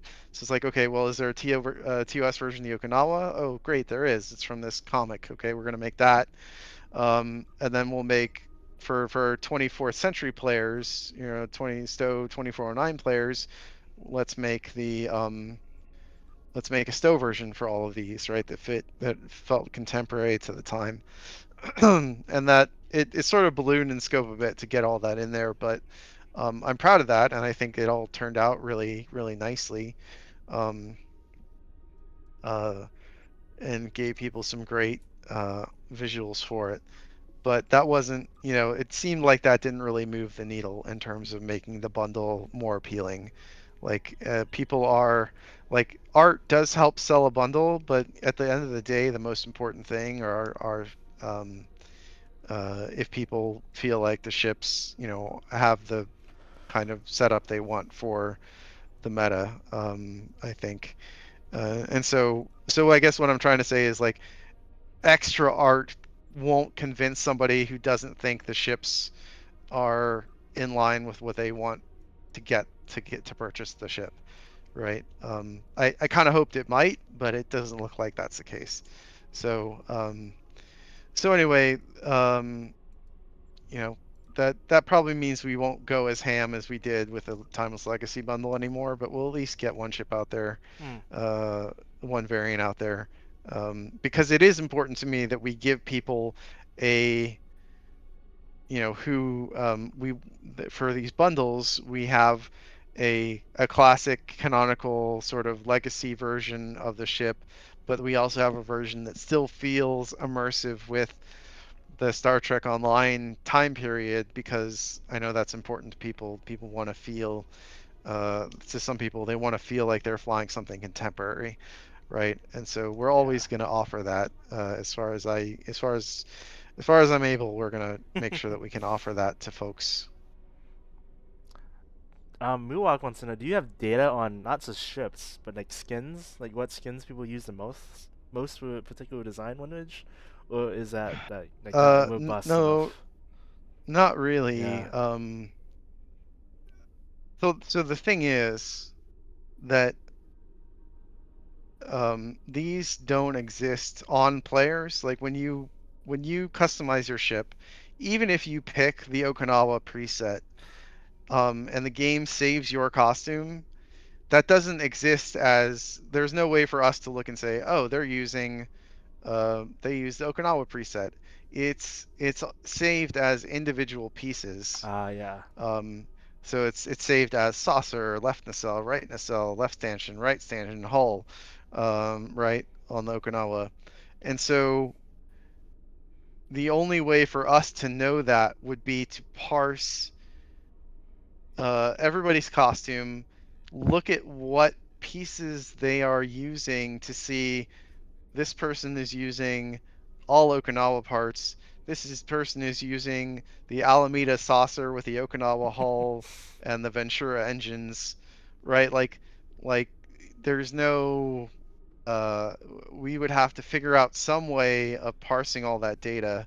Um, uh, and that doesn't exist. Sounds like a Like headache too. there's Like no, that'd be bad for server yeah, performance, I'm sure. All that tracking, right? Like always right, having to track what the costume data is. It's like that sounds like a yeah, yeah. It doesn't sound very good.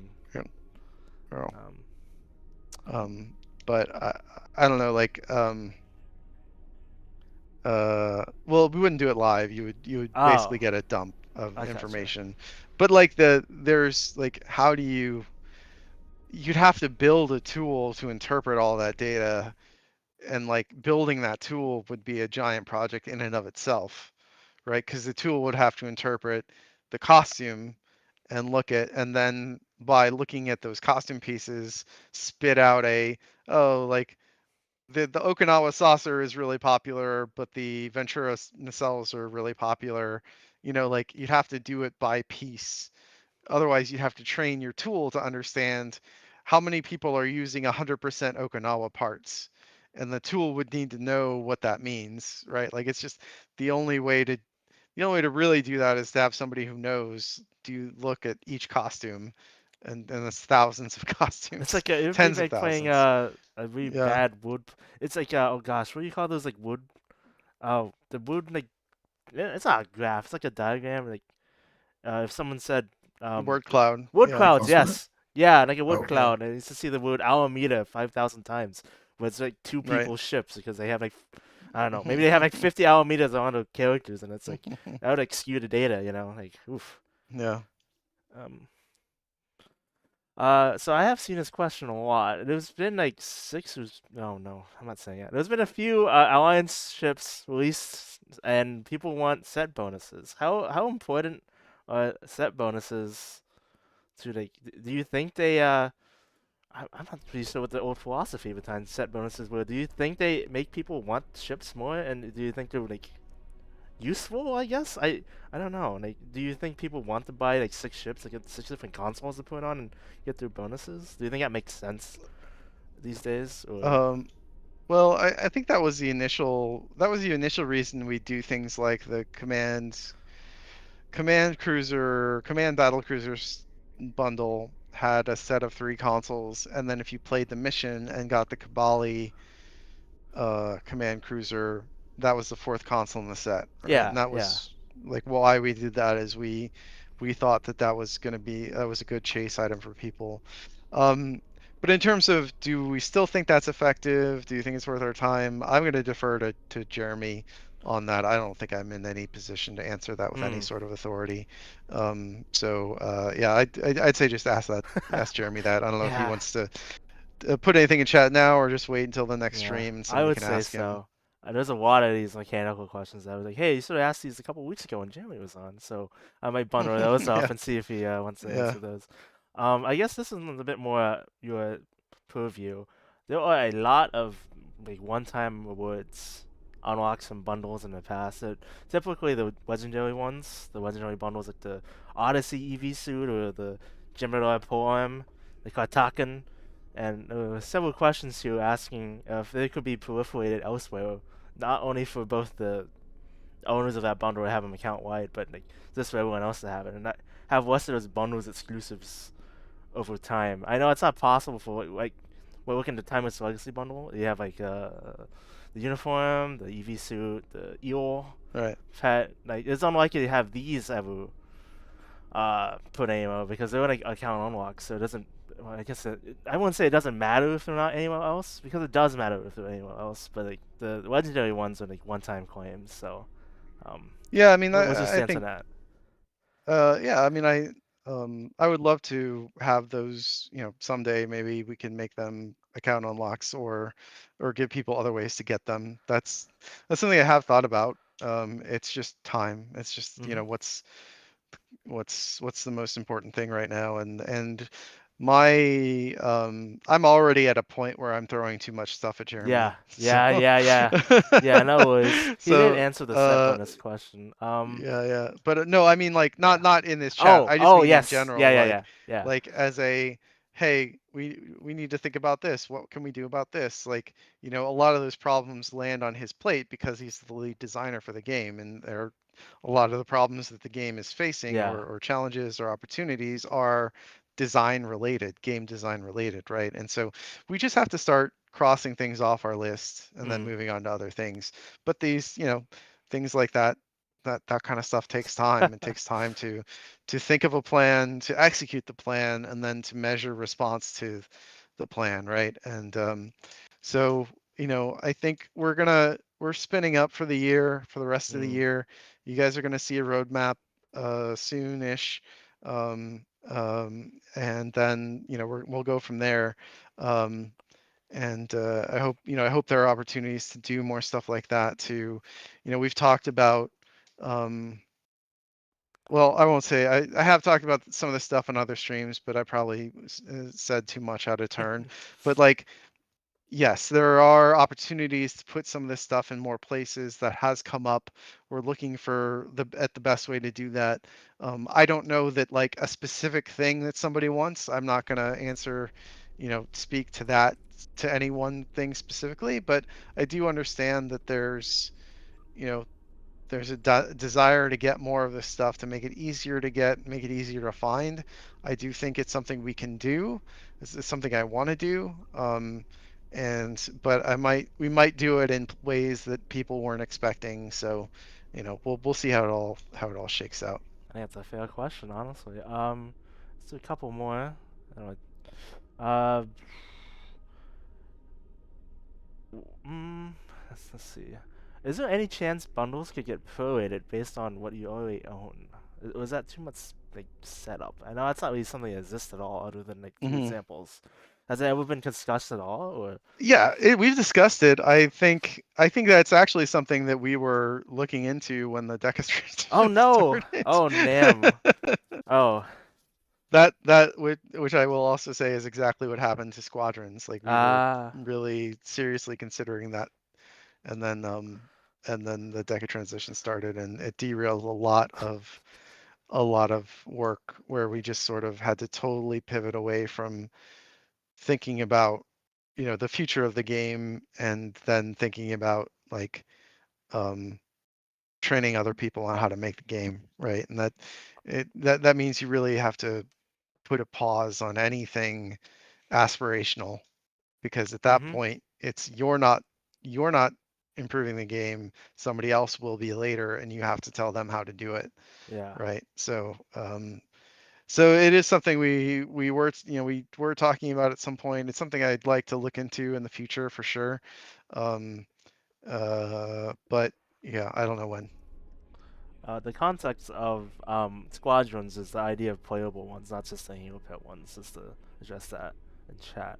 Yeah, yeah. Um, well, what are the odds of the X family getting the Odyssey Hall material and all halos becoming gender neutral? I don't know about the last one, but I do know they add materials when it's not when they get a chance. It's only when the ship gets like additional parts Yeah, or a costume added to it. So it's not something that right. these just retroactively add onto the ship. So, um, and the answer if there's gonna be an X variant would also be a spoiler. So maybe that's a trick question. I don't want to answer that one. But uh Stay tuned. ooh, all right.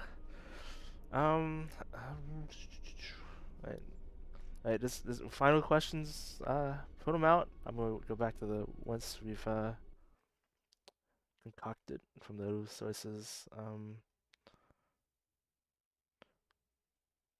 Oh, I missed this one's from Shadiest. I almost said Amiibo. Embo? Something like that.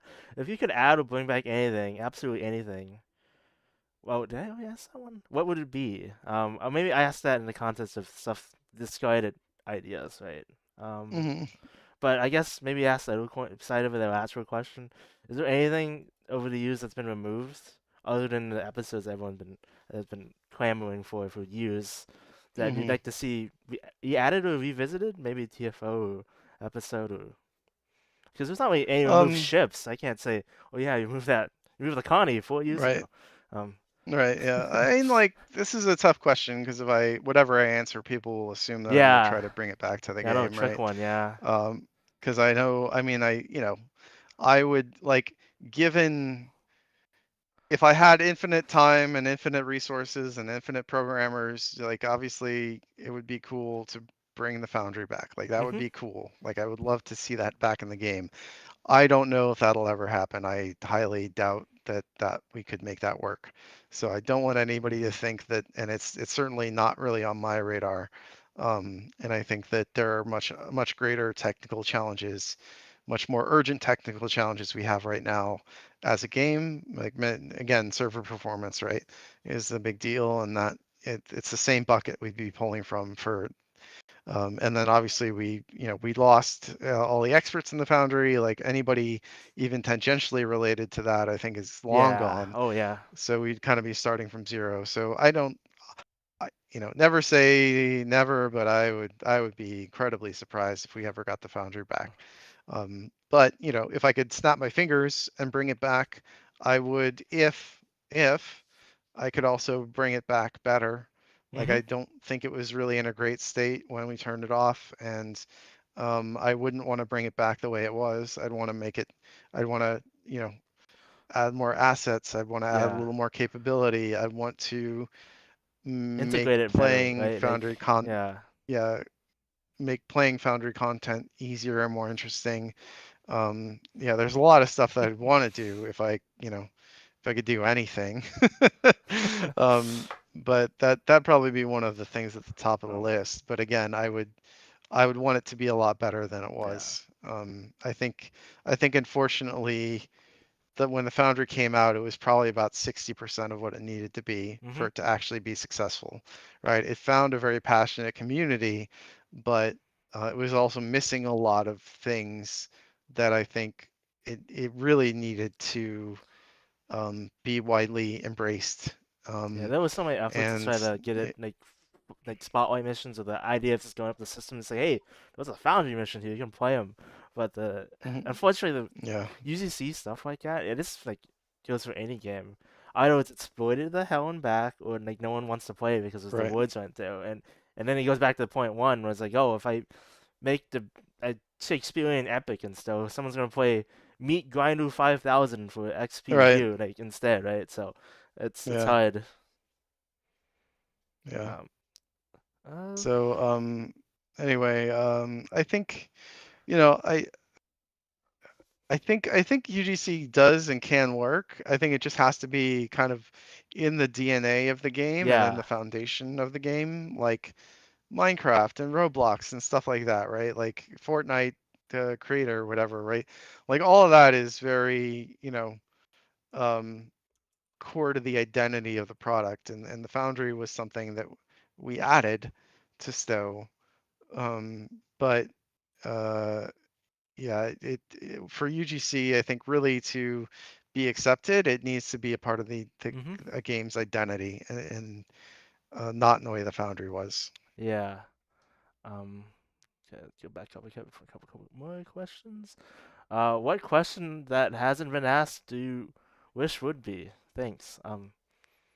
Oh, and someone else also asked, do you have any questions for the wiki staff here? I guess that's okay. Um, so It would be helpful if you guys, I think you guys are already doing this. Sometimes it'd be helpful if you put scale, like ooh, the size of ships on the ship yeah, entries, just yeah, because we're trying to people do that ask me too. that all the time, and then I have to load up a model and Oh do it yeah, myself. Fundus does Yeah, that a we lot on his pester own. Flinders a lot. Yeah, Like, if we ever need information about something from the game, we just like pester him. yeah, that's good. Yeah. He helps a lot. I'm So, glad you have that relationship. yeah, one of the coolest features recently is, I don't know if you've seen it, the spinnable ships on some of those pages where you can Yeah, spin it's on a super wheel. cool. It's really great. Shout out to the user Mhm. Spinner. They're doing great work. Mhm. Um, Oh, another thing that I actually find really useful in my new job is release dates. oh Um, be, yes. because because I'm looking at graphs of, like, KPIs, and it's really handy to know, like, this ship came out on this day, because then I look at, like, oh, there's a spike, or there's not a big Hmm. as spike as we would expect, and so having those release dates for things really helps parse that data. Uh, Spoticus mentions Jeremy's got something in the chat for you guys. publicly. Thon, you can answer that one. If you look at Twitch chat, Um, we can hook you so up. Yeah. we have like an internal analytics thing, but like there's a very silly reason why we haven't been able to make it public. But actually, I can tell you about it. Oh, Um, okay. I mean, no, but sure, why not? I can't say it here. I can tell Borges. Like I'll Okay. send him a DM Yeah, about it. DM him about it. We can hook you up. That sounds shady, but Cheat. it's all above board, Cheat. I swear. Yeah, Release it's it just to a the funny public. thing that happened by accident. Yeah. Yeah. We can definitely get that to him though. It's I would say it's fine to have that outlet. Mhm. Yeah. But I think let me see. Right? Is it like one more? I want to go. I want to mention this one. Skyron 8X. When you were talking about Mech Warrior, the overworld, I immediately thought about Sector Space and like its use over the years. Like Mhm. I don't know if this is a feature request. This is a general statement. I just really like the novel idea of looking at a map, like Mass Effect, right? Oh, I'm going to the Citadel. Mhm. I can see all these nodes. I can look at the lore and the nodes. Oh, there's a um uncharted world I can go explore. It's like Right. over the years, I Yeah. mean, as the TFO menu became a thing, there really was no reason to just fly up to the SDF zones and just queue for them anymore. Right. Yeah. But I don't know if it would help visibility. But if you like imagine in the that's in the minus array, it had a TFO pop up. It said, "Warning, it's being attacked by the Chimerans. Do you want to queue up for it?" Kind of Mhm. thing. I know the landing page kind of fills that niche, but I think I would go a Mhm. long way to have like sort of that immersion gameplay. Like, oh, I'm in sector space. I'm not just flying around for no reason in particular anymore. It'd be cool Mhm. to have like more Flashpoint style nodes on sector Mhm. space. So maybe that's Mhm. something to consider. I know you have mentioned that as a pipe dream, sector space being fleshed out a bit more, where there's reasons to go Mhm. around and do some sort of like pseudo exploration that isn't really like exploring things like a whole galaxy when it's just on a small scale kind of thing. So Right. Yeah, something to think about. There's I think we could do a lot there. That would be really cool. yeah. I You had the map up, and Oh yeah. I think what was I gonna say? Um, no, I think I'll leave it there. Like that Yeah. that is a cool idea and something, that it's certainly a lot of work, but it would be Mhm. it would be interesting if we had more things to like stumble across. It's really Yeah. a Yeah. messaging thing, and Yeah. This is something that's to be said about the convenience of the event page and right. this and that, but Yeah, that's never going away, yeah, right? We no, want to make no, it we don't as want easy to. as possible. Yeah, Yeah. but just to have that option for people, because you look at the Reddit, you see people talking about, I glitched out of sector space. I'm at the Mhm. 50 billion kilometer line. Help me! I need to get out of here. Mhm. What's out here? Is there anything out here? Can I explore it? And it's like, oh well, Right. no, this is gonna go back. Sorry. So it's be cool to have. It's like, oh yes, I can go out, fall Bring, out. All right, bring shoot, you back can the ask your stuff next. that would. Oh, sorry, go Yeah, bring back the stuff that would chase you in sector space. Yeah, get that old crystalline entity to chase you down. Yeah. My Jeez. question is Yeah. twofold. What's your favorite ship, and what's your favorite like in the game, and what's your favorite ship to fly, the Daily Driver? I fly a Manticore. That's what Ooh. my main is. Ooh. Um, and my favorite ship, I guess I'll say STO original ship, is probably the Andromeda. terms of just like art. I'm proud of that, how that one came out, how it looks, and how it kind of follows the Galaxy legacy, but it feels like it's got its own visual language and identity. So yeah, I think that's right. As far as the Manticore, I just like it. I've always been a fan of the Chimera design, and then getting to do a T6 version. It's like an ad. That's just pulling up the picture. This is not the ad for the White Pack bundle. I just want to show off the ship. Yeah. So a few years ago we remastered the Chimera, and then I remastered the Manticore along with it. I was really happy to do that because the Chimera is my ship that I fly, so the Manticore is, and it was great to get that kind of to be the current artistic standard. But I don't know, it's at a sweet spot for me in terms of maneuverability, durability, and power. It's got a pod too, so I can't beat that. Yeah, it's got a pod. It's got a mission pod. So, have you ever yeah, that's my considered answer.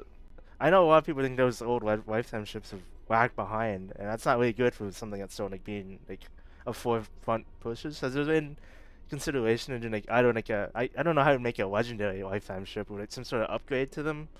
Has that ever been discussed? Or I don't know. We'll see. oh, okay, all right. I think it's something we have talked about. I mean, we know that that's the feedback, right? Like yeah. it's something that we've gotten feedback on, and we'll I don't know that we'll get to action on that feedback anytime soon, but I would like to. I'd love to if we could. But it's a long list, so yeah. We'll see what happens. Well, I think that's to wrap it up. Let me do the last key giveaway. We hand it to you for final closing thoughts. I talk about what you would like if you had to sum up the year ahead for STO. What would you like say? Like maybe like a couple sentences or something. Like a mission statement. I don't know. It's not like corporate, but maybe it's just more like what is the general vibe going forward? Well, yeah, I mean the general vibe. It's 16th anniversary of Star Trek. We are going to be doing. We want to synergize with that. We want to celebrate the history of Star Trek and the history of Star Trek Online. I think you'll see some of that in the First Contact Day event. You'll see some of that in the promo for the 15th anniversary, excuse me, the 16th anniversary bundle, and then you'll see that in the ship releases we do, and I think you'll see that in the content we're going to make this year. There's going to be a lot of stuff that I hope will be exciting and a bit of a surprise, a bit of a deviation from the expected, but in a way that I think will hopefully people will be jazzed about. So yeah, that's all I want to say about it for now. Well, I want to say thank you to you, Poeticus, Maya, Pundus, which is in chat right now. Hi, Pundus. Good morning, Pundus. He just woke up apparently. But I just want to say thanks for the last couple of weeks, the whole month of fundraising. We pretty much, I won't say instantly, but over the course of the month, we hit the goal. That's awesome. Yeah, congratulations. Like a lot of effort into the just doing these streams. When these streams, thanks Don for the promo art and the stream art and everything. Shoegazer is my community liaison. I call him my number one. He keeps the chat at bay. He keeps me at bay too. It's really stressful doing streaming. I wouldn't recommend it, but I do. It's fun. I just want to say thanks everyone for using the wiki. The next use will be great for the game, for the wiki, and we won't stop streaming. So, hey, I did want to do something for this contact day, so keep an eye out for that. I want to, because it coincidentally falls on a Sunday when I stream, so April 5th. And next week we're doing a Weinstein, so hey, that's it. Thanks for coming, everybody. Awesome. Thanks, Thomas. Yeah, thanks. Yep. Thanks again for all your hard work, for all you do for the wiki, and thanks everybody who supported the wiki. You're also supporting the game and the community when you do that, so it's always very much appreciated. Thanks again for having me. Yeah, no worries. We're Volume Foster. Everyone, see you next time. Rewards going out, and like the rest of